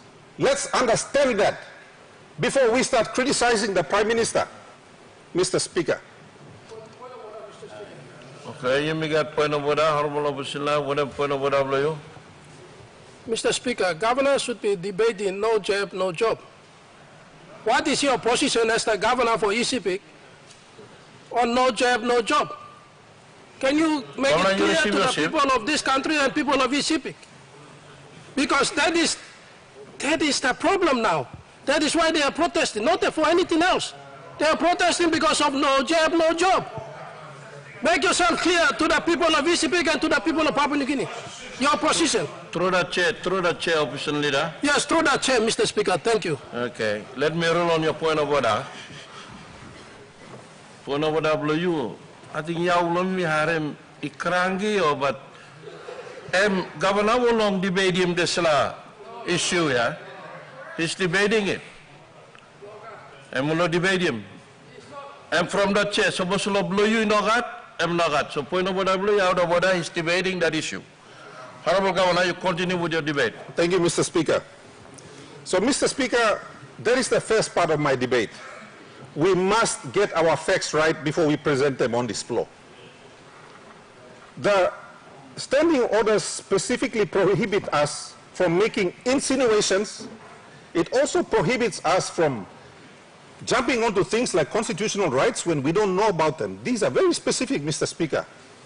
So plan is something where Honorable Opposition Leader Totok Nalongemia, Emi Kalapim Stret Abrusim standing orders nego. So that's the number one point I want to make. The second point, Mr. Speaker, is coming back to no job. You know Simsut, you know Napkisi work. Mr. Speaker, companies very specifically are given rights under the Companies Act, and they are required, or some law emi talk here, subject to, your rights are subject to certain requirements within the law. So you may pass him the display parliament, you may pass in this Occupational Health and Safety Act, which has been running for many, many decades. You may not amend him yet. This Occupational Health and Safety Act, any requirable company, in fact, it even requires Parliament to provide a safe workspace for all its employees. Now, Mr. Speaker, that's the law. That's the law that Papua New Guinea providing. So Papua New Guinea providing law banisim all citizens want them 19 rights belong all, and we provide him law banisim operation belong all company too. Suppose one man or Mary Emi go inside the one hotel, for example, now.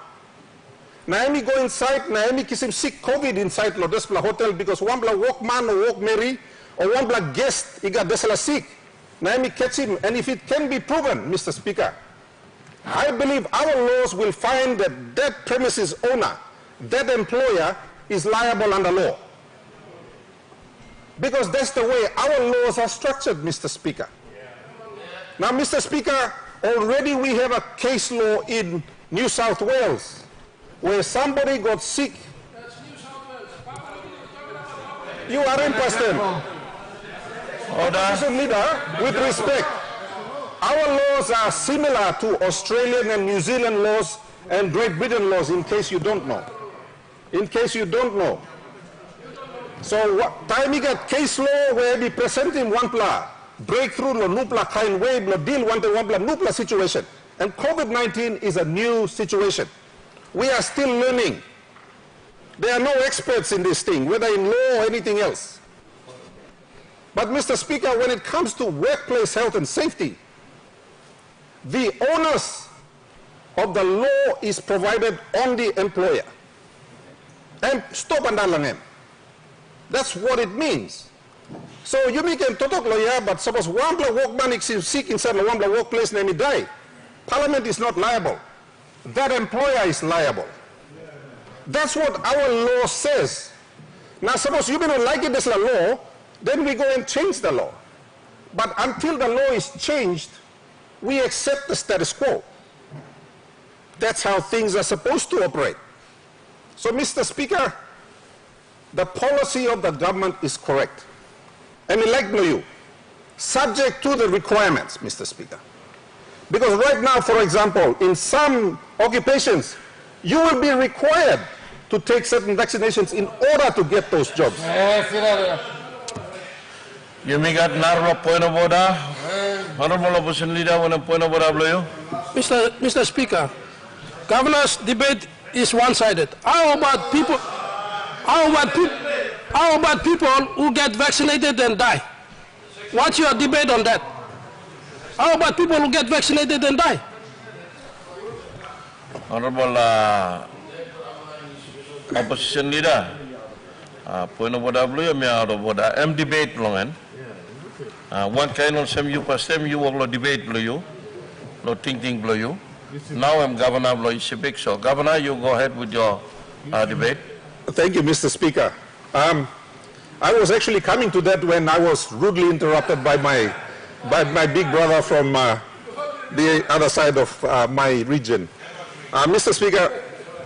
Speaker, there is no law in Papua New Guinea that absolves the statutory authorities of liability. Last time we raised in the floor the issue of the use of propofol, which resulted in the deaths of 7 individuals, amongst them Sambla Pigidini. Now, Mr. Speaker, if our opposition leader was here at the time, he would have heard my question on this floor.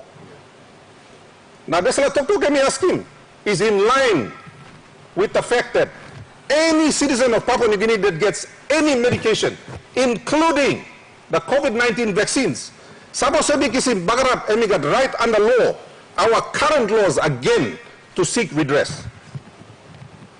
Government inonaplo abrusim responsibility belonging long citizens lo any kind marasin where government ilarim I come inside lo country. So our citizens and people of Papua New Guinea you harim start. No can harim gaman blol man. Suppose you kisim bagarap, time you kisim one vaccine whether AstraZeneca or J&J or one. or even suppose you simgar lo marasin. Your current laws, which our founding fathers put in place in 1975, protects your rights.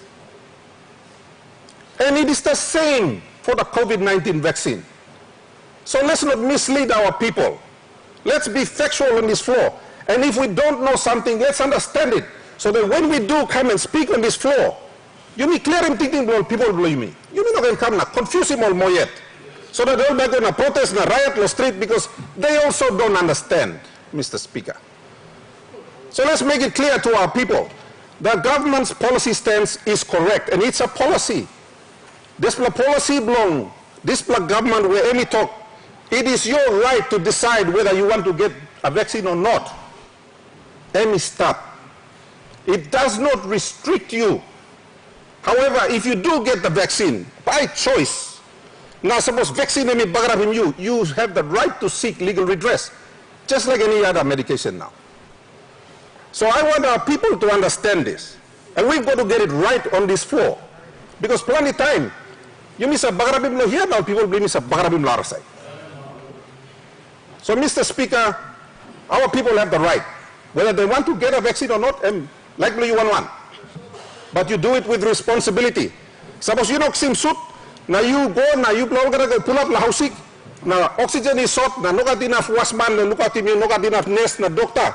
You people can come back and cross fight and that government. Mipla like stop him, plant the sick man, local house sick. Also the Mipla ask him locism vaccine. We want to protect the health system. We want to protect the health workers. We've had 3 surges now. And third wave you may go through Longem, yeah? Now we've seen the effect it has had on some of our hospitals. We've seen the effect it has had on our health workers. We would be irresponsible if we did not make the vaccine available. We have a 4th wave coming, gentlemen. How do we know this? Because Europe is having its 4th wave. Also, vaccine past name is vaccine behind. So our turn is coming. That we know. Now suppose all people blaming on liking vaccine, am I right? But they've got to find ways to protect themselves. They have to find ways to protect themselves, Mr. Speaker. So, Mr. Speaker, I think I have made it plain, but I want to reiterate, you mean your leaders must responsible lo tok tok blow you me. Was lo mouse blow you me before you become na trome natin lo here. Thank you, Mr. Speaker. Pladi blow you sanap same time. So me by me call him one pla and then you bla narbla by sanap na make him tok tok blow bla. May I ask him honorable member blow Yalibu Pangya. Thank you, through Mr. Speaker. Thank you, Lord, you giving me opportunity, Lord, working some legally talk, Lord, this last statement, Lord, Prime Minister. Mr. Speaker, me na pulim talk, but plan di sawaman talk lo law pinis. Na plan di sawaman lo work doctor na medicine, lo society lo yumi na community lo yumi work lo working plan di talk lo this last same issue pinis. Mr. Speaker, emi good laws yumi lo this la parliament so him some leadership lo where yumi must lose him plan di petty talk yumi work lo working. Lo create an environment where all man marry blumi must believe lo talk blumi na make him show some yumi work one time lo abrusim this la sick covid this la yumi got lo community blo yumi. So Mr. Speaker, ni platu is supporting talk blo government where emi turmai talk go some covid vaccination emi voluntary. Ni plau mas lo this la talk because emi respect him right blow man marry blow me lo country blow me. It is the individual right. You mean not blow force him one blow man lo go next him suit. So me blow too is supporting this la toto. Now 2, where planning lo community blow me now to talk lo where talk lo work. Mr. Speaker, you mean stop lo one blow difficult economic environment where plan the all companies, even lo government too, you may work lo cutting number of people we are employing. So plan the family, you don't got work, no stop outside. Na time of plenty line current is no job policy and current plenty heavy come inside the community blame. Mr. Speaker, we cannot allow extra burden to go line blaming. People are already struggling enough. We have to be responsible on what we say and what we do. Government must be clear on this messaging about no job policy. Now, government must not talk about some yes, good law, some company got right law providing safe environment law workman Mary. And right law company and Ncbl too respect him this law. Tasol law blow him too he talk about some. Company too must got good law environment where him put him fair law workman Mary. That's clearly defined in our labor laws, Mr. Speaker. Now, government needs to apply this law. Law protecting all this workman, Mary, all no like same vaccination. Must also employer must provide him fair workplace, whilst at the same time providing safety blow man, Mary. Just like time old man, Mary, some sick time, we plus give him sick leave law man, Mary law. Go and him better before they come back to work. Time old mama said him picking any time, we plus give him all maternity leave. We can do the similar thing with COVID situation, Mr. Speaker. You can confuse him, old man, Mary blow you me. Plan the can get man to the world doctor too, he will talk about some this vaccination in a good plan. So old man, Mary blow me believe. Now time employer come to put him under pressure, you are creating anxiety among families and the breadwinner who is supposed to be employed to feed them. So, Mr. Speaker, we have to be clear. Me like him, Minister of Labor, Team Blame, the Labor Department must come out. Clear no talking more about the company, provide testing environment. So suppose I need lo yumi, make him show some. You got point of order. Honorable Prime Minister, on a point of order, Thank you, Mr. Speaker. With respect, long member of Yelu Pange, me talk finish. Controller issue this like instruction long. All employers law, different workplace law, making this law something. 3 weeks ago, the instruction went out, yet our people choose not to believe that. Controllers already issued those instructions. For workplace, now no job, can stop. Now workplace testing must start. Testing first time, you work this kind of workplace or that safety issue in work environment is established. So it's just like making point of what long talk. That instruction has already gone out. As if no instruction go out finish. Thank you, Mr. Speaker. Honorable Member. Mr. Speaker, a good law saying you make that this la passing blow point of order law this la Parliament. But some time lot of man finish him talk na. By sim trouble meaning blow talk. Cut him talk na. Parliament talk go come as some different message to go outside. Me no talk about some government working this la talk. Me am mas la government working this la talk. That's all now all man Mary, where all employers he work la work, they've got no place to go and air their grievances. This is where the problem is. Labor Department is where all man Mary and Karim complain about you're gonna talk. This la money employ me and me work because me not some test or me not some vaccination. This is about fair workplace environment, Mr. Speaker. Many of these are hard-working Papua New Guineans. We need to protect them. That is the argument. And government needs to get these agencies of government to enforce the law. Safety is paramount. Fair play, workplace is very important for the employees. This is the way we have got to work together, Mr. Speaker. Mr. Speaker, me encouraging government. Plenty of confusing messages coming out of COVID management. You have line agencies who are now giving different messages to what the controller is saying. Plenty of the world, the controller is taking full control of the entire country. Where, freedom or work law normal departments. Mr. Speaker, government needs to encourage our people to get vaccinated. People are remember protecting all sick here. So suppose you may give more wrong message now, only fearful, and about going to accept this lawsuit. While we are debating here, we are discouraging them. And many of them are dying today. Mr. Speaker, that is why we need to get our line departments, the Department of Labor, Department of Immigration, all this line health, all them must let them all this all department work. Why are they getting paid sitting there doing nothing? So only can current message for government go. Talk about some workman Mary you say they got unfair treatment in the workplace. You will come to this plan, na you will talk one time this company. Now this company no got testing, force them to have a testing place. That's the only way we can overcome this, Mr. Speaker. Come lawyer, na working kind section, courtroom kind lawyer, some blah blah blah, fit to be in the courtroom. Let's lead our people for once.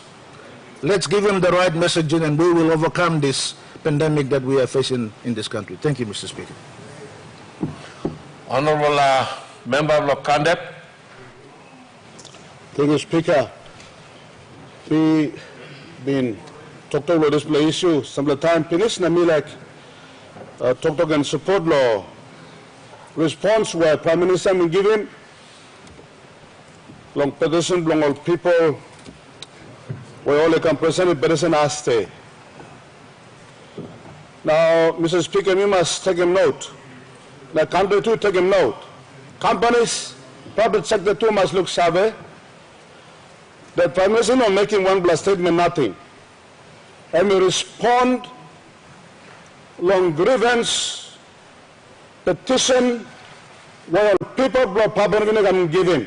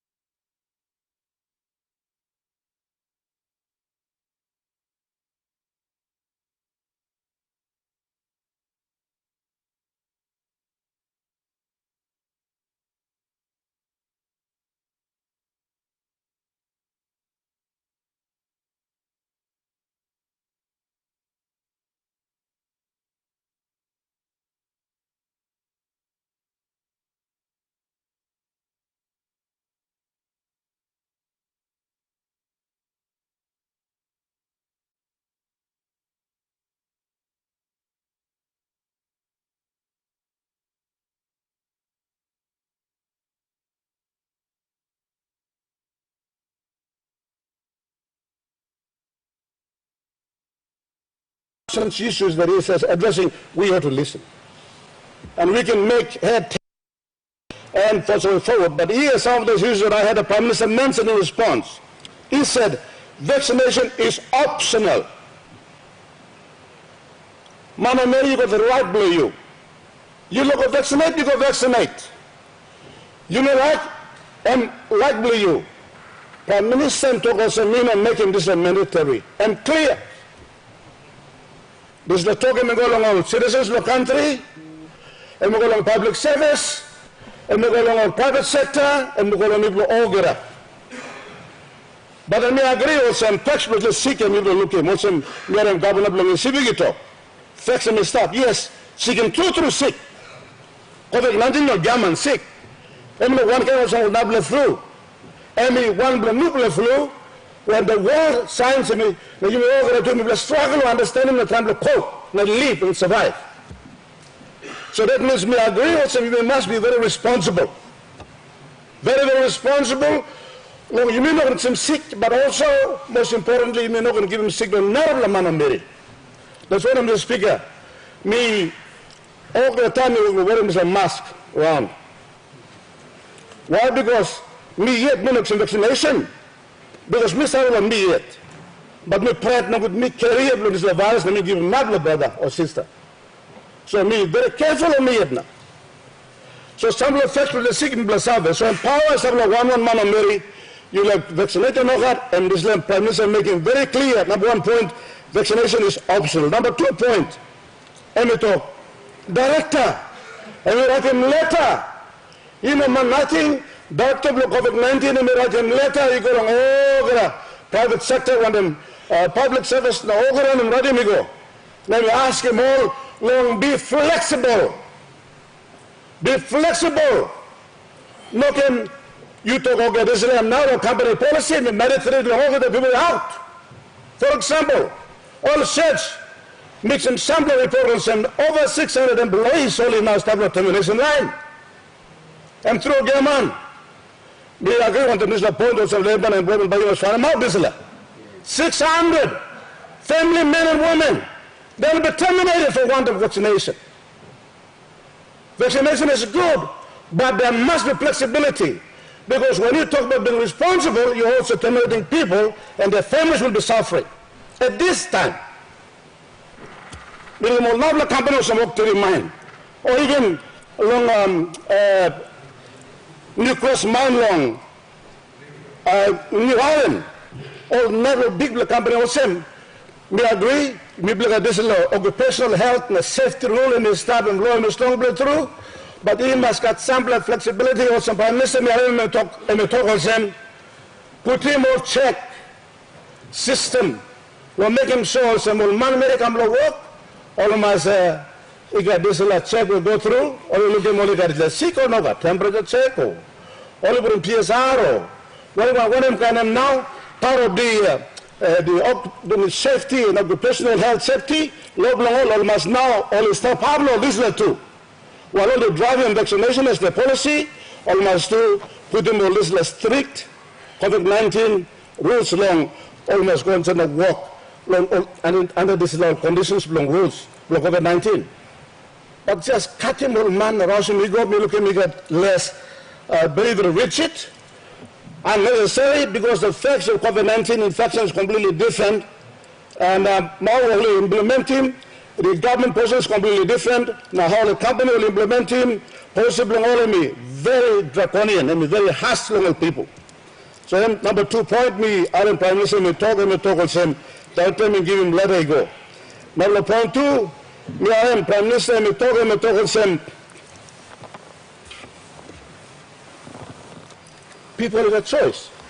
That is I'm talking through. Now me talk with me, Mr. Speaker, me talking over the beginning of me looks vaccination. Or beginning of me, or vaccination. Me to please vaccination. Me talk something. Me talk land me, you please vaccination. When you fail in vacation, empower staff and immune. And choice you need got it. The issue now is a choice too. Need like him another language, respect him too. Or some company must respect him to the choice too. You do not go hard head straight. non-government register. This is a choice, so you may now you will proclaim the Parliament and Prime Minister may talk, and the right choice, and the right proclamation the Prime Minister making. And very correct. That's correct policy. There is a right policy the Prime Minister makes, but that must be translated by everyone in the society to accordingly with some flexibility there, but with strict implementation of COVID-19 rules in the workplaces as part of their responsibilities. Now, public service. The Liberal opposition talked saying the letter along public service Secretary along Prime Minister along all must vaccinate. Now, this is a bad idea. I mean, a bad idea. Suppose the head secretary from government and write him letter if you're talking public service, the talk also you must now look out. Because vaccination, no to black carry go give him Mary picking you bless family workplace, and wrong, and the right. And correct instruction and give me go. Again, it comes down to them. That's the compliance to the rules, the conditions that they create in the workplaces, in the public service to make sure all of us are safe. It's very important. So I think rather than looking at what the opposition, somebody from opposition speaking, and therefore the government side, we stand up and we try to rebut it or vice versa, I think we should avoid this kind of confrontational attack or approach to debates. We should look at, like many said, the facts are there. Let's see it clearly as to what all of us are saying here. And that becomes a policy of government, a policy of the country. Now let me finish and talk. Let me talk with him, Mr. Speaker. And this is a point where Prime Minister is making the very fundamental. The vaccination is optional. There should be strict compliance to the rules of COVID-19 in all its companies and public service there.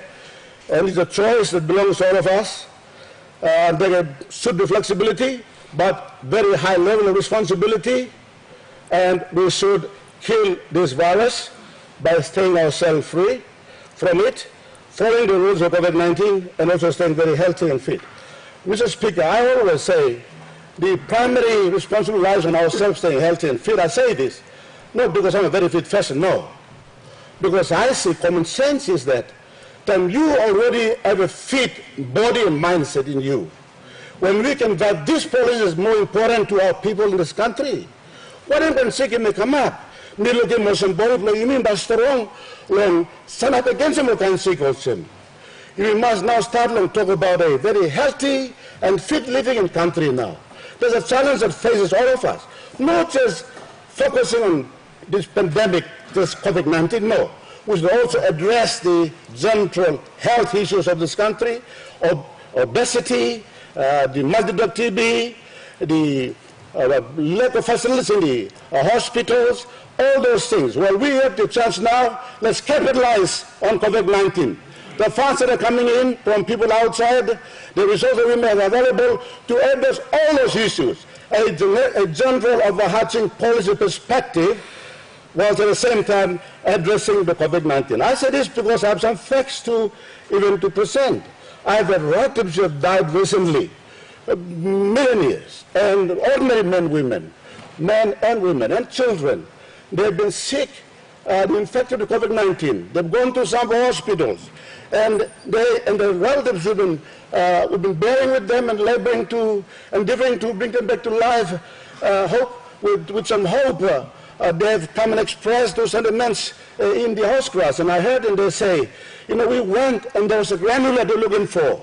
The doctor did not have a granule to put into the arms to give the medication. Or they're looking for the oxygen bottle, was not there. Or they saw that there was not enough bed, so we lay on the floor. So I'm saying that, well, when there's a pandemic, those things we expect them, but let's capitalize on it and address a broader, wider perspective of health, making ourselves fit first on this floor of Parliament. Let's not be obese, let's be fit and make our people fit. Let's drive a fit and health policy from this Parliament whilst addressing the COVID-19 pandemic. Thank you very much, Mr. Speaker. Honorable Minister of Fisheries. Thank you, Mr. Speaker. Thank you, Lord Nuksawe. Bangi making really talk long COVID-19. While debate about COVID-19 and go big threat lo this country, there are some facts that we have to make ourselves aware if we are not aware. And one of them is that COVID-19 is not like any other disease we have in this country. COVID-19 has a very high transmission rate. You can talk to them, but makes him sick leave, but how do you know that you don't have COVID? COVID has a latent period of 5.2 days, incubation period. Within that time, you can still transmit the virus.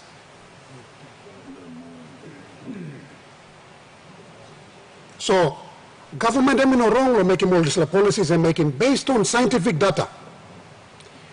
Now, the parliament, you may come up doctor now. You may go to school 5 years, come up doctor. While you may forget the real doctors will stop long signal make him work stop. As you may talk to Yanda, stop mouse look, floor of parliament stop. Which of you have actually gone to the emergency department to see how the doctors are doing? Which of you? I bet none of you. And every time they spend, every day once they spend there, their lives are at risk of getting COVID-19. And their families' lives, their children's lives, just like us sitting here. They have wives, they have kids, they have family members who live with them. Every time we are subjecting them to that risk because of our unscientific and stupid way of confronting this issue. I'm sure we have a learned doctor here, two of my colleagues here, and they will agree to what I'm saying. COVID-19. We have a point of order. Oh, it's stupid, honorable leaders, and we uncalled for. So, enough, and we withdraw this plan. I think all honorable members are not stupid. All people blame this country too, all not stupid. Honorable, let me address this point of order. Me harem statement long and me not talk. You me honorable members some stupid line. Me talk the way where some approach long this addressing this issue. Me is stupid. Straight. Stupid and meaningless. Straight la. So I could have asked him to withdraw that statement, honorable member. But me harem and me cry also. And me not talk members all stupid. No God. Thank you. So, honorable Minister, you may go ahead with your debate. Thank you, Speaker. Suppose Dr. Kam Karangi you say me. Talk sorry, you get him correct way long approach him everything you may make him inside long country. Correct way him stop. Now doctors all sit down inside long this la parliament all by agree. The only way to eradicate COVID-19 is to vaccinate. You can steam, you can kakakumu, you can make him over or something, but sick and by still stop it. There's no guarantee that once you are vaccinated, you will not be infected again. It's the same for all other vaccination, immunization programs we get. TB, time looks in vaccination, minimum and beyond time, you don't have some TB, but you still kiss him TB. But if you have what we call a population that is competent because of the vaccination, then the transmission rate goes really low, and just like polio that we actually eradicated, you make an awesome COVID. So as a country, you should look at all these factors. By you mean maintaining safe work practice forever. Are we going to do it forever? Are we going to steam ourselves forever? There must be a policy to remove COVID, eradicate COVID. And the only way we have available to us right now is vaccination. So, as any sensible, we are looking at the populist view. 2022 is coming around the corner, so we want to, really make our voters happy. But is that what we leaders should do? No, we have to take the hard stance, Mr. Speaker. As leaders, we must take the hard stance and do the right thing. And that means protecting everyone, not just a few people, but everyone Right now, because a lot of our population don't want to be vaccinated, you may cry about them all. I don't want to be like our member for Yalibu Pangia said, everyone is becoming an expert. So I'm not an expert, but I actually brought this constitution book into Parliament, and it says in section 55, equality of citizens. And it says, subject to this constitution, all citizens have the same rights, privileges, obligations, and duties, irrespective of race, tribe, place of origin, political opinion, color, creed, religion, or sex. So what about the vaccinated population? Do they have any rights, Mr. Speaker? Do they have any rights? What about the medical people, the doctors who are working out there? Do they have any rights to live just like us?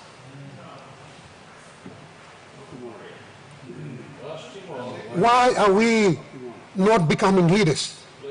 We said we wanted to provide leadership. But what about the minority group? The people who have underlying health conditions? Because they are more at risk of dying than all of us running around. What about them? What about the old people? I lost a couple of relatives over the last couple of weeks. We've lost some members of parliament because of COVID. What about them? Does this constitution here give them any right at all? Section 55 talks about equality of rights. Everyone has the same right to life. So if they feel threatened at workplace because unvaccinated people are flocking in, because we can't really tell whether they have COVID or not, because of the incubation period of 5.2 days, Mr. Speaker. That's why sometimes, on the floor of Parliament, because we are not experts, why can't we listen to the medical fraternity, the experts? Why can't we make policy decisions based on what they tell us to do? All of a sudden we are reading Google, we are seeing some YouTube videos, and that makes us experts on a field that we have no idea of. There's a reason why doctors spend 5 years in medicine, doing medicine. It helps you, give you that contextual knowledge so that you can make, statements.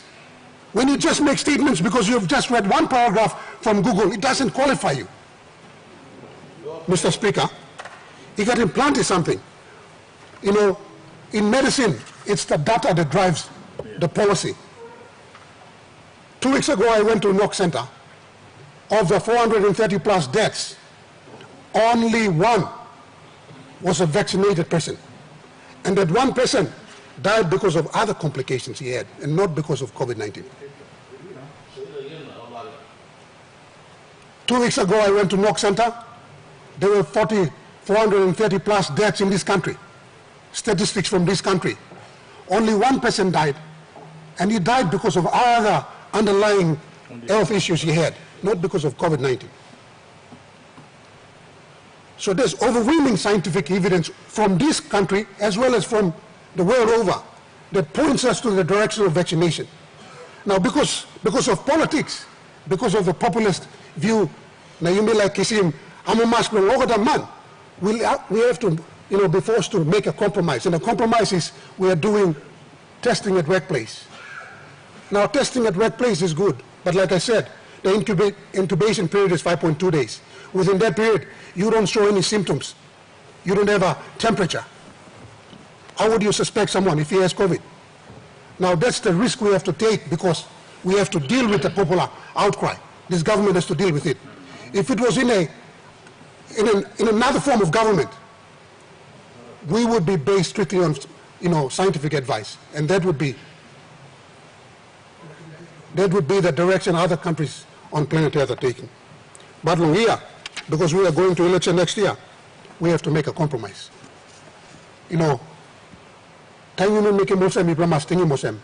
That 430 people will die. Some of them are fathers. Some of them are like you and me. And there's children actually on the streets. We had a member of parliament who should be sitting here, unfortunately succumbed to COVID-19.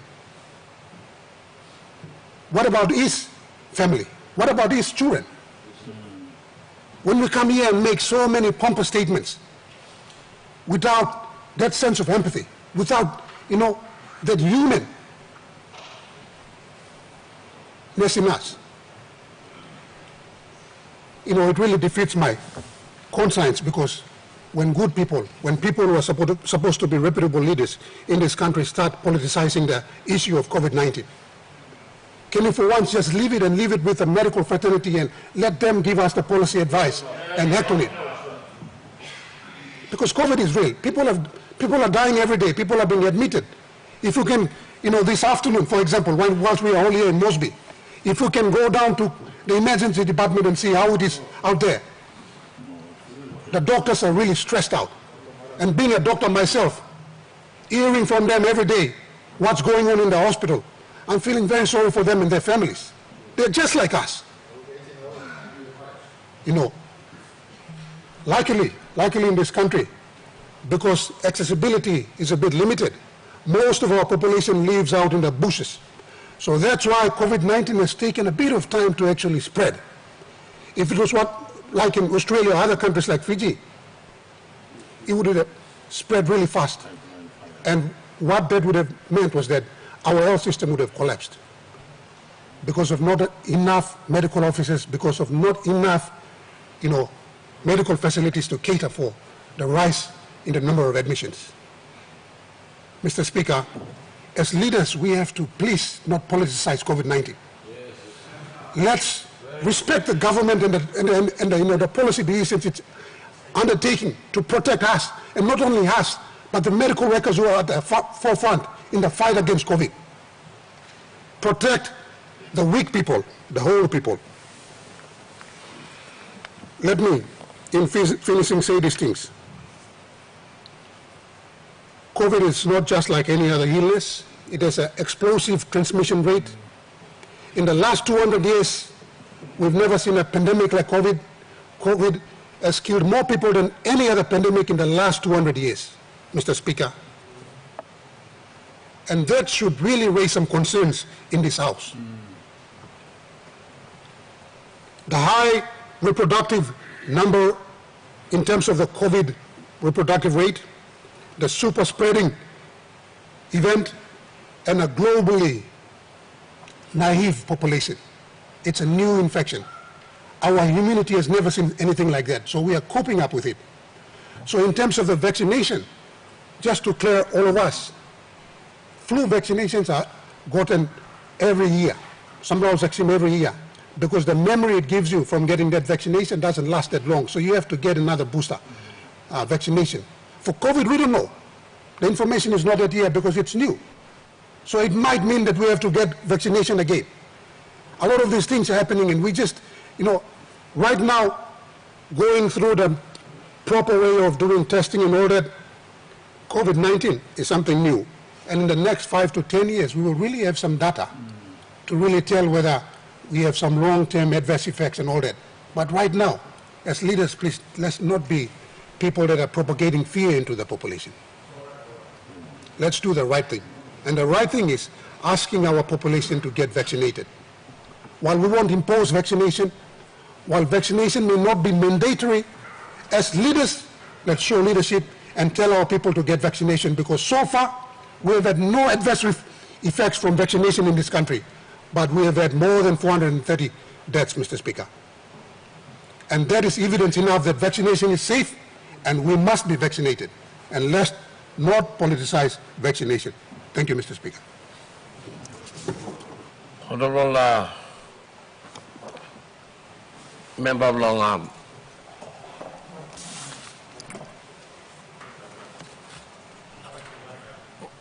Lagam Pogra. Thank you, Mr. Speaker. I wish to also contribute towards the debate of the no jab, no job arrangement we have in the country. I mean, we don't have that arrangement in the country anyway, but we are treating that as an issue. The government's position is very clear. It has not changed. Vaccination is voluntary. We respect the citizens of this country who have the democratic rights either to take the jab or vaccination or not.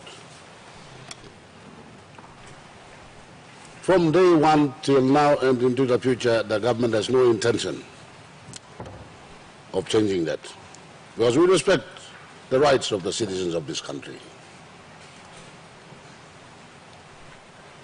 And through the Department of Labor and Industrial Relations, we have come out clearly. In October, last month, and in September, we maintained that position. And we have put in place, through our regional and provincial offices, arrangements for our officers to go out and talk to leading employers within each province,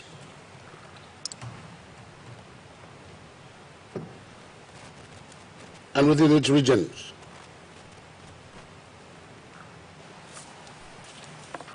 Although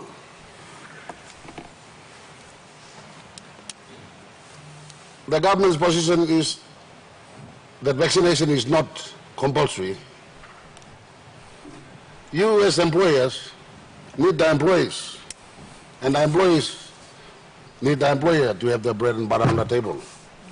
The employer needs the employees for the continuity of the organization and the industry. So the employer and the employee must have a certain understanding among each other. The pandemic, COVID-19, as our land doctor, Minister of Fisheries has said, is an attack on mankind, of which no one country in the world is that prepared to tackle it. Here we in this parliament, we are talking about rights, rights, rights. A deadlock sitting out in the grassland in Port Moresby, a deadlock, there's no right. You must be living to have that right. We in here, we MPs, as well as our people at home, they have no rights when they are dead. You only have that right when you are living. Here we are in a serious dilemma, which puts us in a scenario where we have to protect the rights our people have. And to have that right, you must be living. And we don't want our people to die through this sickness, through this viral effect invasion. So here we, government is, through our Prime Minister Marabe, we're saying you can have the choice either to be vaccinated or not. We're talking to the population, our citizens. What about our employers, the industry? They are also corporate citizens of this country. They contribute. We should take them as citizens too. They employ, and they contribute to the nation building. And they have their own workplace arrangements. Because it's COVID-19, we're saying, you don't take the vaccination, you don't come and work. What if it's another disease? At workplace, they always have procedures, rules that governs the work environment, the employees. And there are policies in the workplaces, especially in the industry, where they have to maintain so that the company moves forward. And to move the company forward, you need the employees too. So here the government cannot dictate how they run their business. We only see how the companies are moving and progressing in this country through the Investment Promotion Authority, in which they have registered themselves as corporate citizens of this country. So a policy of government interfering with workplace arrangements is not fitting. So we do not interfere with the operations of the companies and the employers, including government employee situations. The general policy of the government now is no vaccination is not compulsory.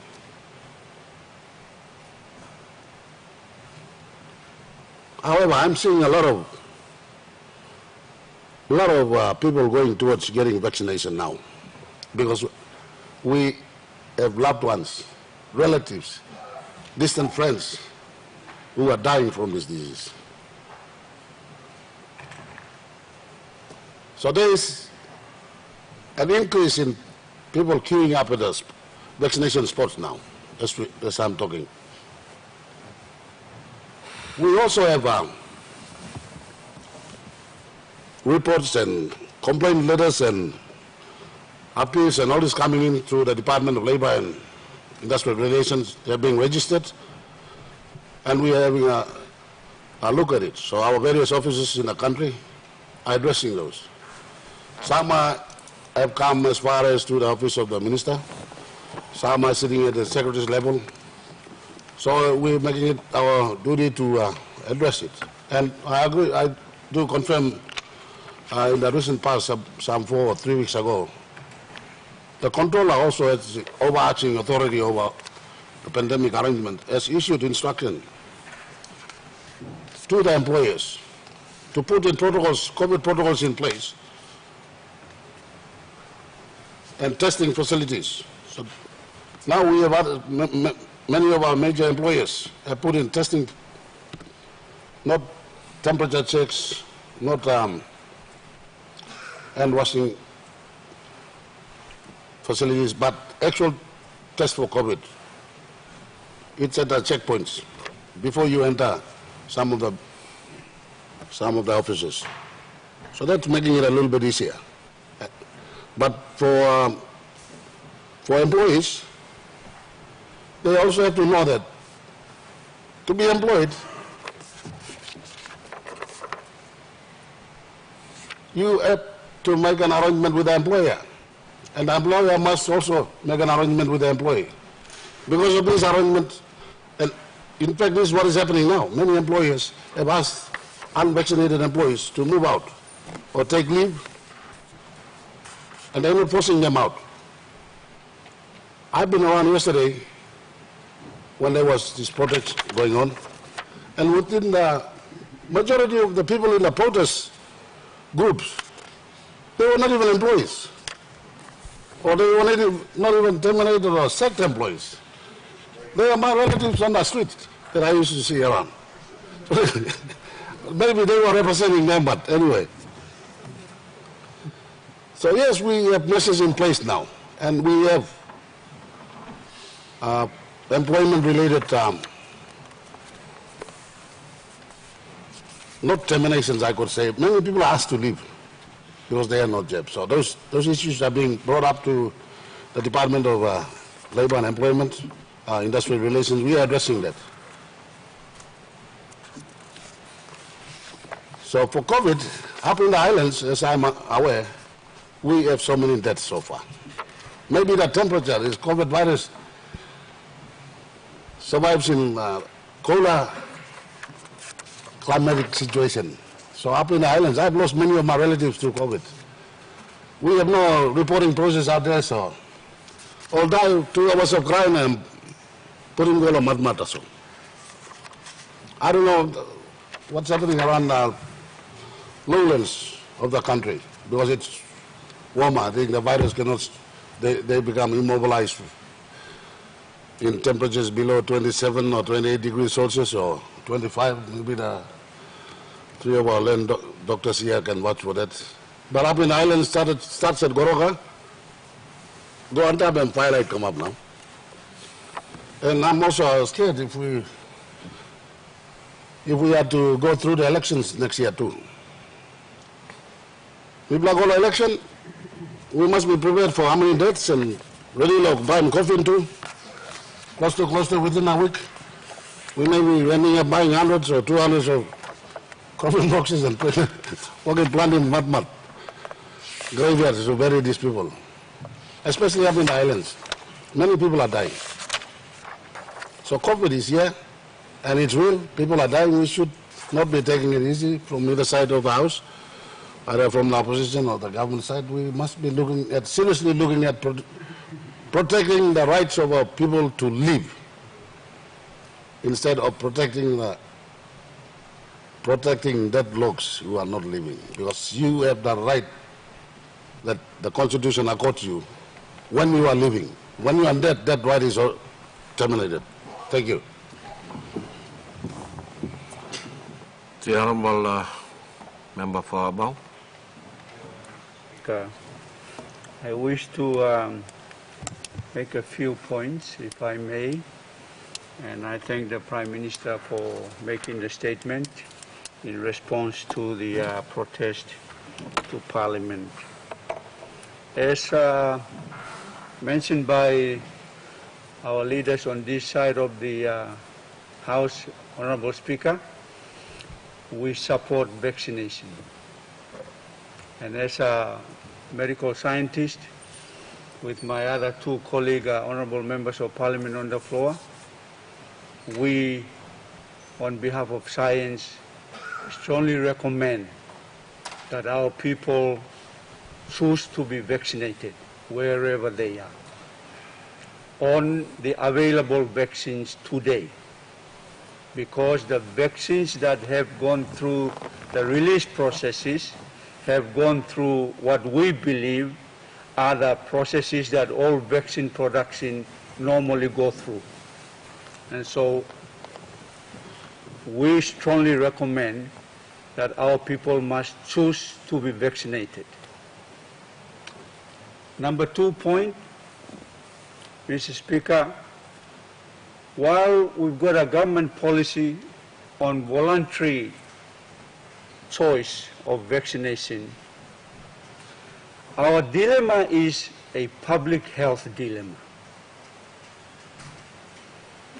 The public health legislations, if the Honourable Prime Minister and his team can go through them, allow for the declaration of an emergency situation, because no person is an island. That's the principle. And so in a public health emergency, under the public health legislation, an emergency can be declared. But we also took the form of the Pandemic Act. Now the two really needs to be looked at, and in the changing knowledge of the vaccine and the pandemic in all the regions of the world, we as a country... Member, you stop us them. Honourable Minister, lo bakside standing order no allow me all members lo walk about long chamber na tok lo narbla time Parliament is in session. So all attended na desla inform him all member lo backside. Thank you. Honourable. Thank you, Mr. Speaker. I was just alluding to the changing knowledge with regards to COVID-19, because it is a new disease that the entire scientific world was not ready for. And because knowledge in this particular disease is fast developing, we as a nation, in terms of legislature, really need to, and the Honourable House, we really need to put out our smart thinking and align our legislation accordingly. And I'm referring to the point where I believe that the policy on non-mandatory vaccination, I'm concerned about that, because under the public health legislation, when there is a public health emergency, we seek a control of that situation. And when you don't control the situation through vaccine or through medical intervention, that public health issue is never handled. Many people die, many people get sick, the system is overwhelmed, health workers die, system fails. That we must avoid by legislation. So in this debate, Mr. Speaker, I'm calling for the government on the other side to really look at this. I personally admire what Fiji has done. They have achieved although it's a small island, small population, compared to our big island, dispersed population, they have achieved a level of defense, 8 out of 10. Only putting stone per banis, lo this per pig, lo bukim banis na kai garden. That's the principle of vaccination. That's why governments choose 70%, 80%. Below 70%, pig by coming yet. Unfortunately, when I'm reading the statistics on the projections that our government has made to achieve 20%, they are short by 50%. Only to come up with 20%. I think they are hovering at 9.7, 10% only. That's a very dismal effort. So even the government own target has fallen short by 50%. So everybody is still exposed. We are still exposed. So my view, strong view, there is sufficient scientific evidence out in the world, and nowhere in the world in the history of vaccines have adults have been asked to be vaccinated except in COVID-19. Or get a vaccination or legally picking in. Mama, papa. So automatically when the baby is born, BCG, hepatitis B, measles, diphtheria, tetanus, and all got date will come. If you see the baby book, the mother must turn up on that day, that hour, so that Pikinini and we got this vaccine. That's all in the history of mankind. We were talking about adults to be vaccinated. Or some the kind talk come up. Plenty come of doctor, plenty come of lawyer, and we are demonstrating it on the floor of Parliament. And so, Mr. Speaker, me worry lo this low rate lo vaccination lo country. When we hit the fourth wave, I'm looking at the NCD statistics. The Therapeutic Center admissions, the moderate ones, and may not come down yet, and legally come down to us all. While the NCD is a little bit controlled, the pandemic is shifted to Central Province now. So next 4 weeks, the numbers from Central Province will come in and fill the hospital here, the Therapeutic Center. And so we are not over yet. Me too, me worry so many health workers who are not voluntarily coming forward for vaccination. All health workers, you must come to be vaccinated. You must, it is in your professional interest to come and be vaccinated fully. You cannot be saving the citizens of this nation in a disease that is transmitting very, very fast, and you are seeing patients and you are passing it around in the health facility. Minister for Health and work below you. Go inside, talk him CEO, organ a hospital, organ a facility, all health workers line up, vaccinate. In this public health interest, when polio came in 2017, I went to cabinet, we declared a public health emergency.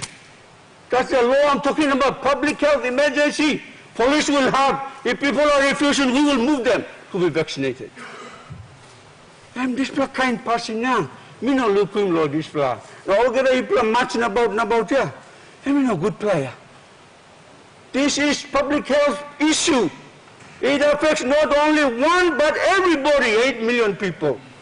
Look at the stories coming out from the airlines in the country. Before they will carry only one coffin a day. Now they were carrying 20, 15 coffins a day. Up to the highlands. And you know something about? Many of the friends that we know are dying of COVID, and many will continue to die. Science says vaccination is the answer. Prime Minister knows, I was sitting on the opposition. SMS Prime Minister push vaccination. That's the answer. Look at politics, sir. Don't play politics. Politics will not save our citizens. Science will save our citizens. Prime Minister, your target of 20%, a dismal 9.7%. You have fallen by 50%. Push the vaccination program. We have the lowest vaccination rate in the entire world, and we will continue to have spikes. We will continue to have many of our people dying. Some of us will die with it. They have already died, our colleagues. My colleagues on this side, in Ncbl had individual positions because of what we read in various documentation. But individual positions will not change the facts, the scientific facts. Also, the meet of strong or display honorable house. If I was sitting on the other side, Prime Minister, I would choose for mandatory vaccination. Because this sickness, here. Look at the fourth wave coming in Europe. It's going to come this way. They're going through winter now. When it hits us in May, June, election time, we will have another spike. These super spreaders, we are not even controlling them. I've been talking to NCD governor. What's happening every day? Come to Manu Market, Buai Market, transport. Everybody's gathering there. My doctors, I've interviewed some of them. I even went to the car park in PMGS, went inside. One doctor, he's been working 24/7. I told him, son, you're going to fall down soon. I can't help it, because everybody is coming every day. So what's the answer? Vaccination. I'm a strong advocate, Prime Minister, right decision, but you got a weak policy. Voluntary, I'm weak here. Too weak. Strong governments make strong policies, not weak policies. Working strong, you establish government, you place up, you don't got number. You got number, make a strong position, manage it, go through it, deliver it. That's the purpose of executive government. Strong position. Do it, you do it. I will give you the support, but I don't have the numbers. Mr. Speaker, it's a principle of governance. You like in policy or work in strong position.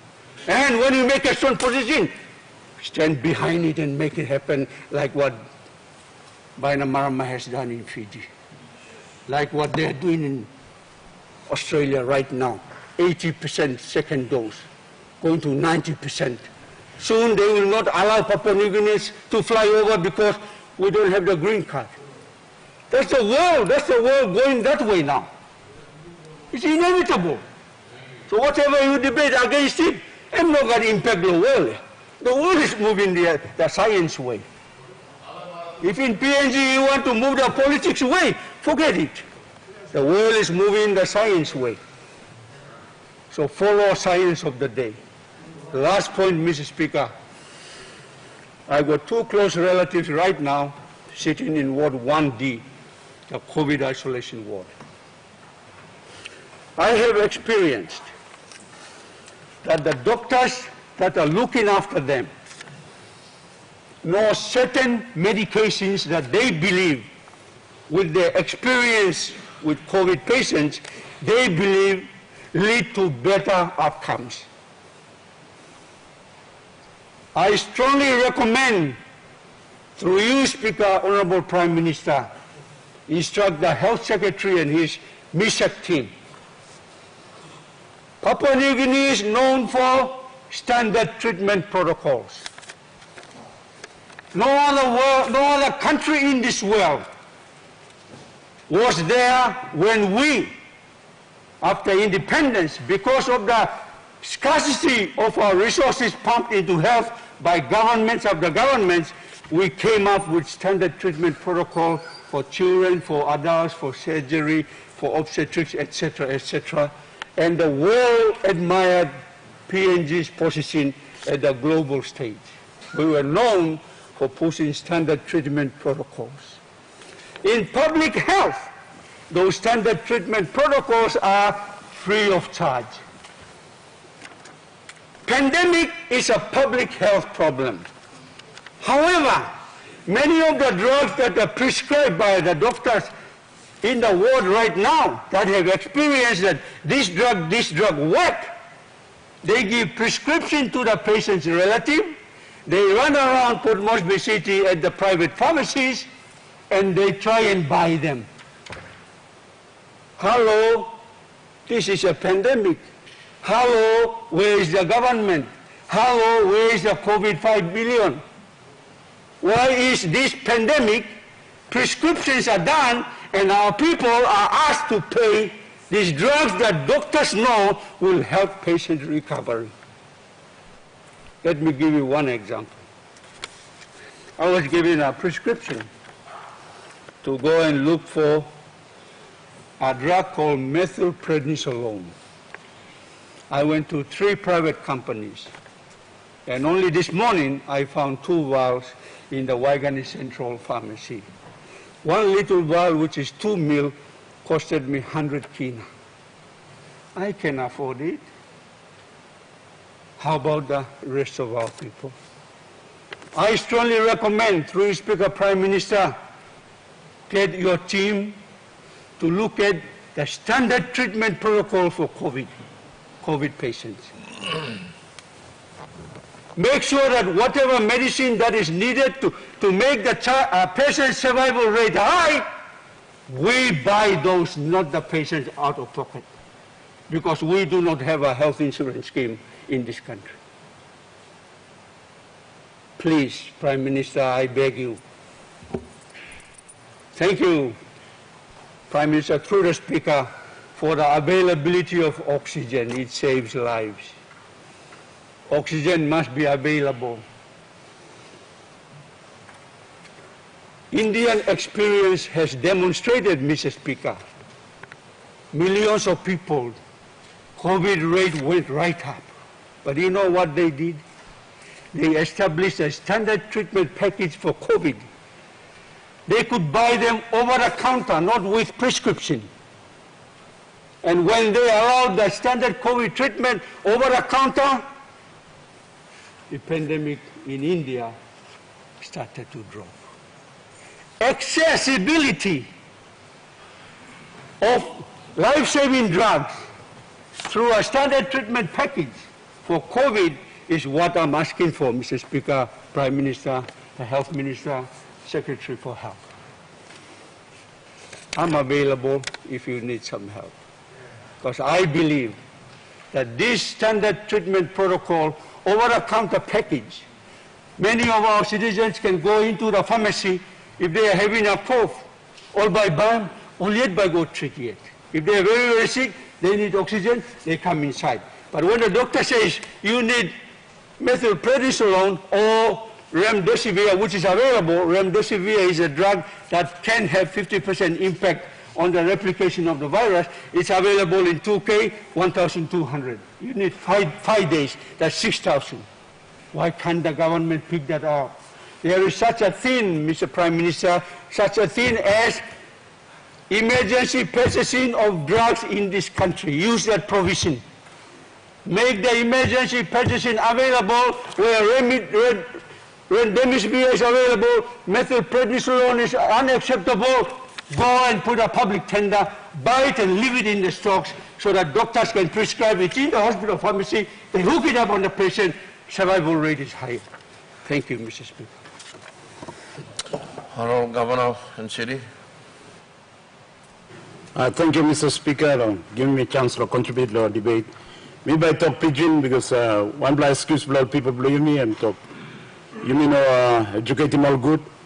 No got plenty awareness, so all foul go come. So from the outset, me like asking government to, Prime Minister and staff, Minister of Loyalty staff, inside long Parliament, you may got 2 or 3 doctor staff. They've spoken very well. These are the people we should be listening to. Not Dr. Facebook na, Dr. WhatsApp na, Dr. Google na, kind Dr. Igoikam, faceless people. Now you must see advice long, about seriously. Veteran doctor, secretary of health before, now member of parliament longer time. These are the authorities that we need. Member of Wabek have explained to us very clearly. Ncbl City, Mr. Speaker, COVID is something like debate, something like racist or sour, something like yumi politic long. Ncbl City, you play it sour too, you play gadol family stuff like here. COVID is real. Here in the city and big half the population blaming. Over 1 million people are studying inside the city. Census we are not working yet, but people are surveyed based on kind of some figures from digital.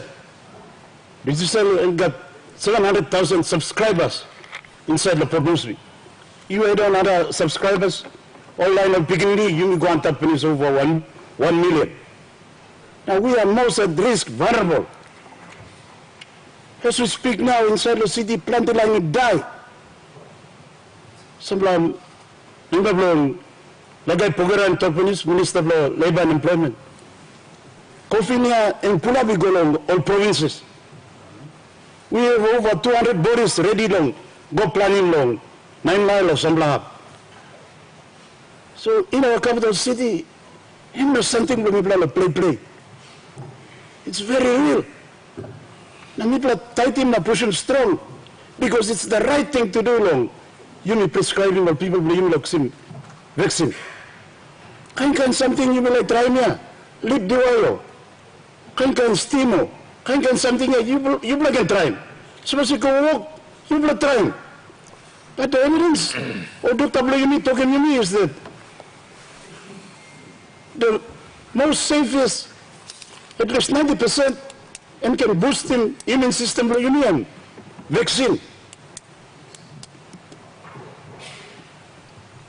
Mr. Speaker, if I could just comment on this no job policy. This is a policy or terminology that the media or somebody line invented.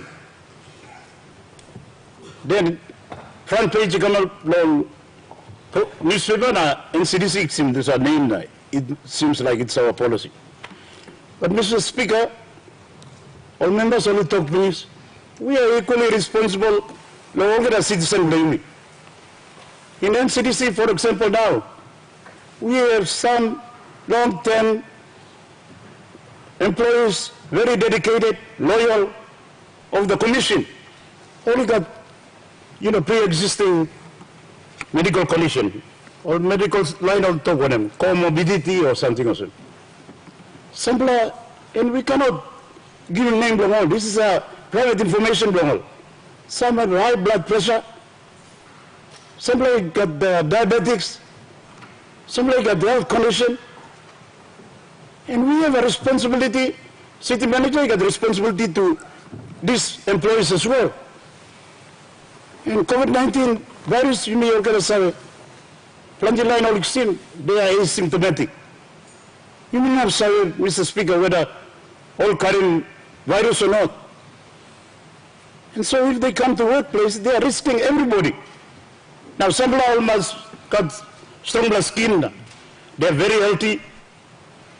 Skin don't last thing also Rambo. So they can be okay. They can probably survive. But online only got pre-existing condition. They are most vulnerable. And the employer has a responsibility to these employees as well. So the NCDC city manager making policy now, board Ncbl endorse him that you must be vaccinated. No what you can test. So Prime Minister talk finish. Controller issue directive finish. That you must get test. So you mean like send vaccine because any voluntary as it is now. That's the policy we are applying from NCDC. It's not an unusual policy. Lands Department Minister talk finish. 2 of the employees died from COVID-19. So they have to take action to protect those in similar health condition. Not everybody is super fit, but they have self-loyalty, loyally the state the various departments. I think the same applies in the private sector too. So time you talk, you mean scaling. Yeah, you mean like talk law side, rights of this and that. But me like emphasize legal law, there's a point. Just to balance the talk we only talk rights. In our constitution too, it equally calls on us to have a social obligation and responsibility to everybody. Rights for you must be subject to everybody's and everybody else's right. If you exercise your right at the expense of other people, then your right is not a positive right. But let me remind Mr. Speaker, all of us and our people too. I need a constitution.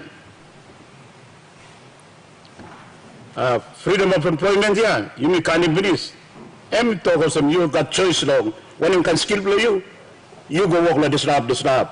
I'm not talking you got right to walk long, Papindo, you got right to walk long, steamship, you got right to walk long, NCDC. No, it says that you got skills law when you can write, when you can skill, then you got right to find employment law when you can workplace you like go long in.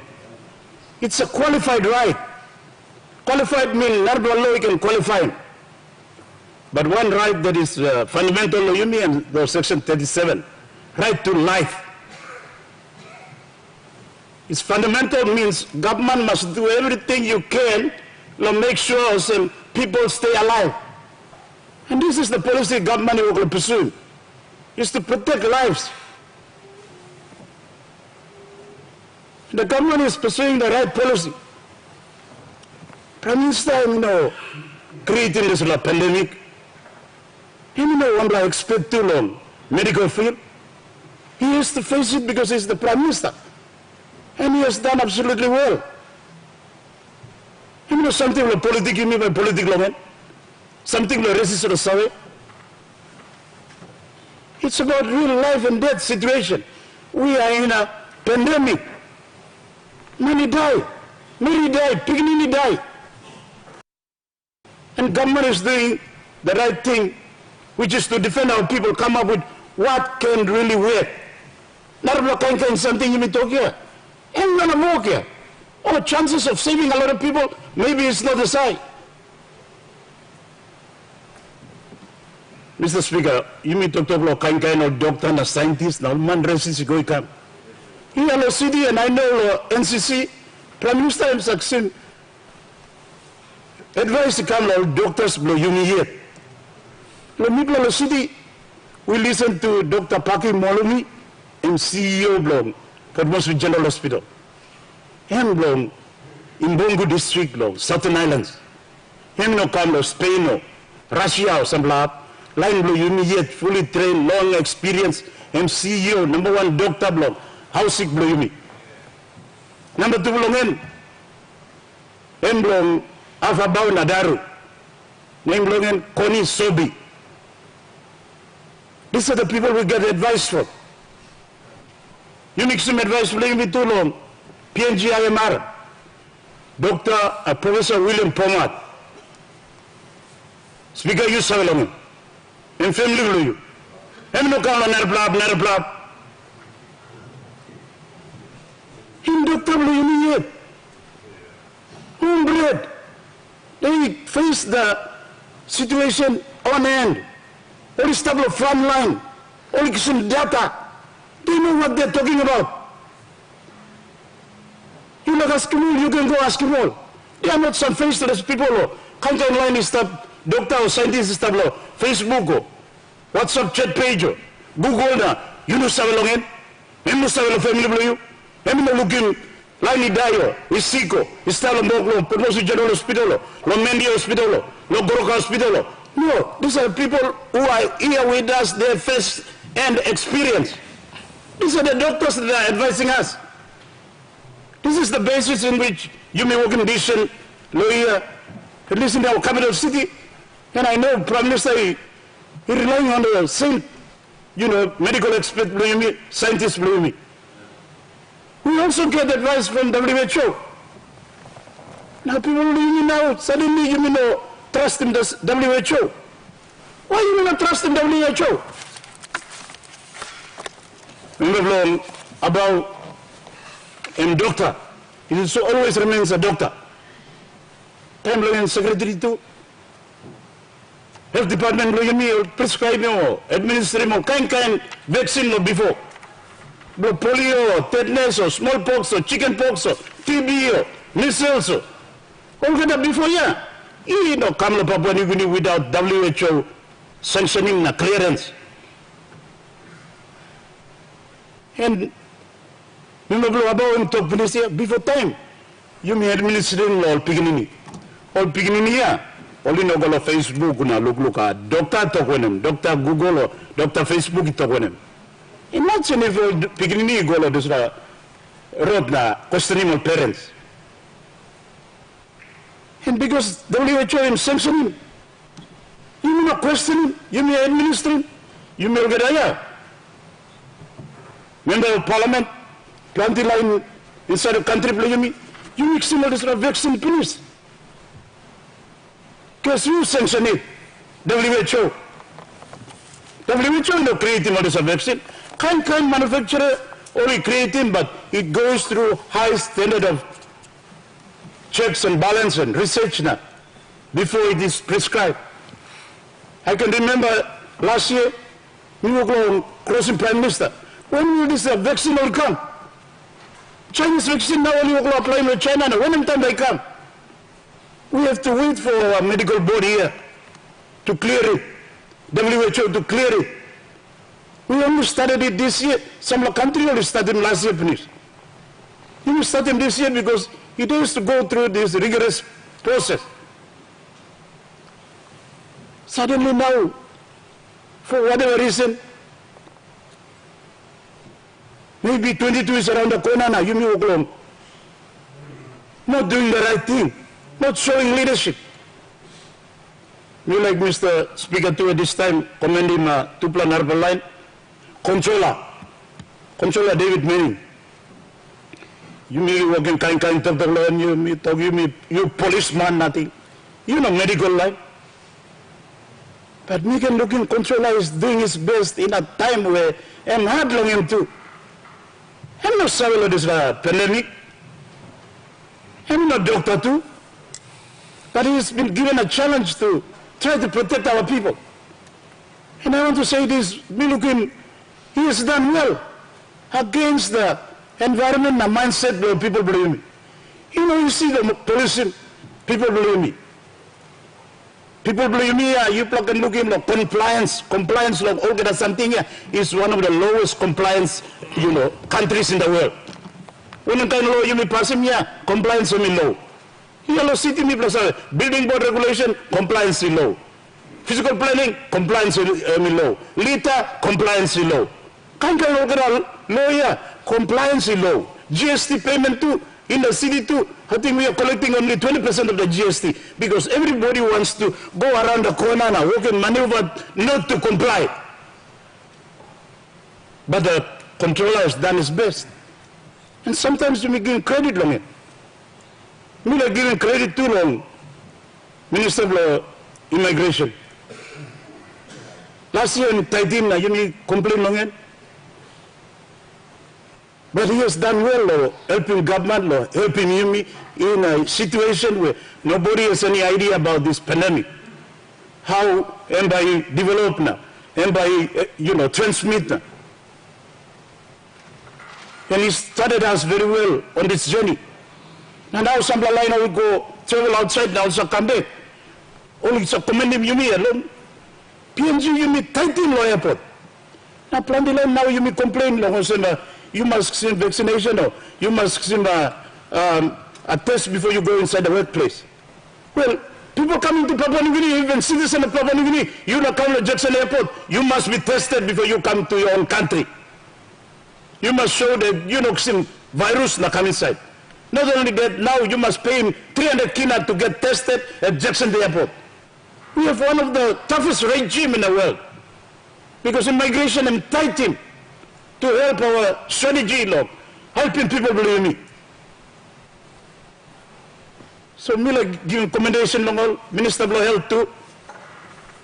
Minister of Health, and you may put in plenty kind pressure on him.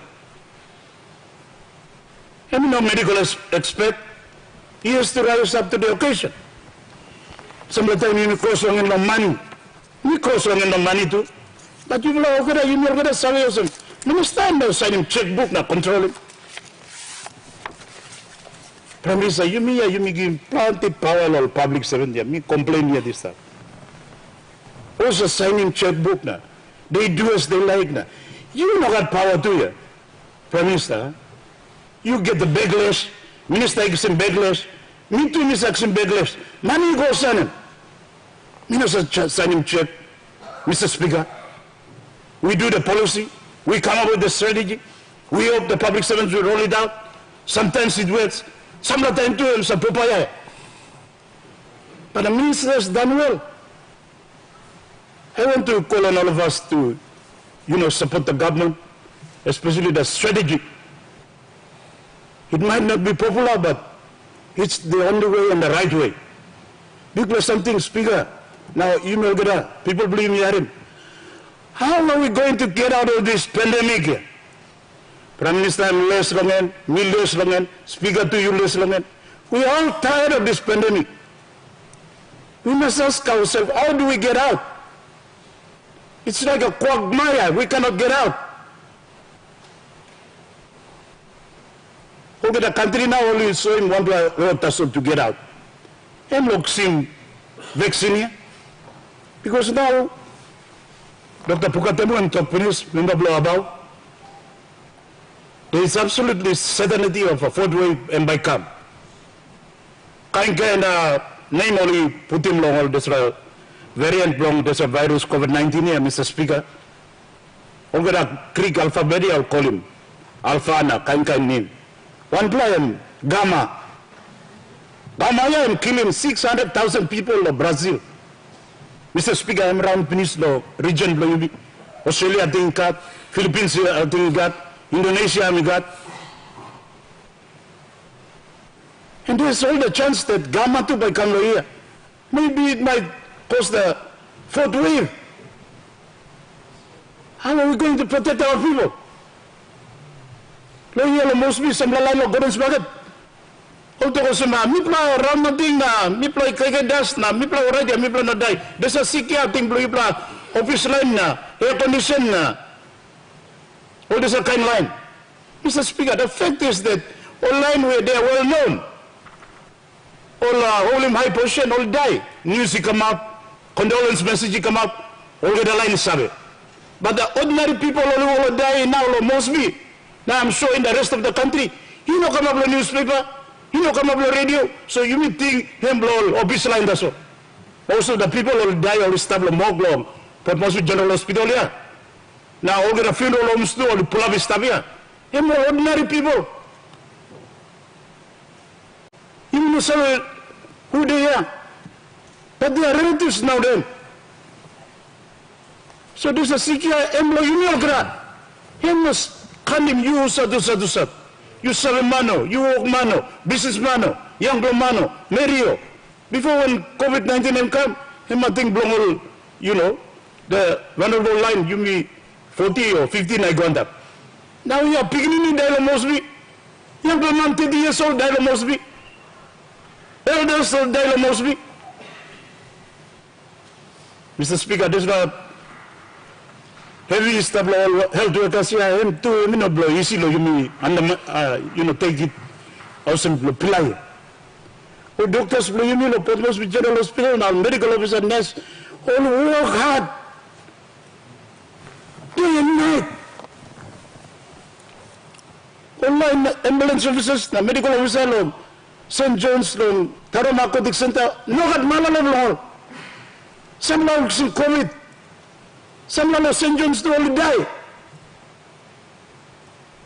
We have a responsibility to them. When are we going to give them relief now by Malolo? I'm sick in the Malolo on Mandaridi. Sick na go. Move to in the Malolo. Feel home to in the Malolo. Any green to in the Malolo. House cry to in the Malolo. Remember must be south na east na western stable here. Every day before me plus something 2 or 3 or. Now we are 10 or 20 or. House cry yourself, request come yourself. You know, you still a me problem, most people manage him. Look out the people blame me. Non-stop, Mr. Speaker, non-stop. Honorable Governor, 10 minutes blue or 20 minutes, I mean, finish also. Thank you, Mr. round him Speaker. up debate blue now. Thank you. I think I'm the we can talk. We like emphasizing the situation where you mean this. Let's take it seriously. Support him government.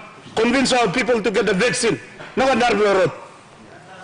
We by continue supporting. And popular no mixing vote no. But I have to do the right thing. And the right thing to protect our people is to encourage them and convince them to get the vaccine. And that's all. The question is that the question be now put. Those in favor say aye. Aye. Those against say no. The ayes have it. Minister of Transport. Mr. Speaker, I move that Parliament now be adjourned to 10 o'clock tomorrow. The question is that the motion be agreed to. Those in favor say aye. Aye. Those against say no. The ayes have it. Honorable members, Parliament now is adjourned to 10 o'clock tomorrow morning.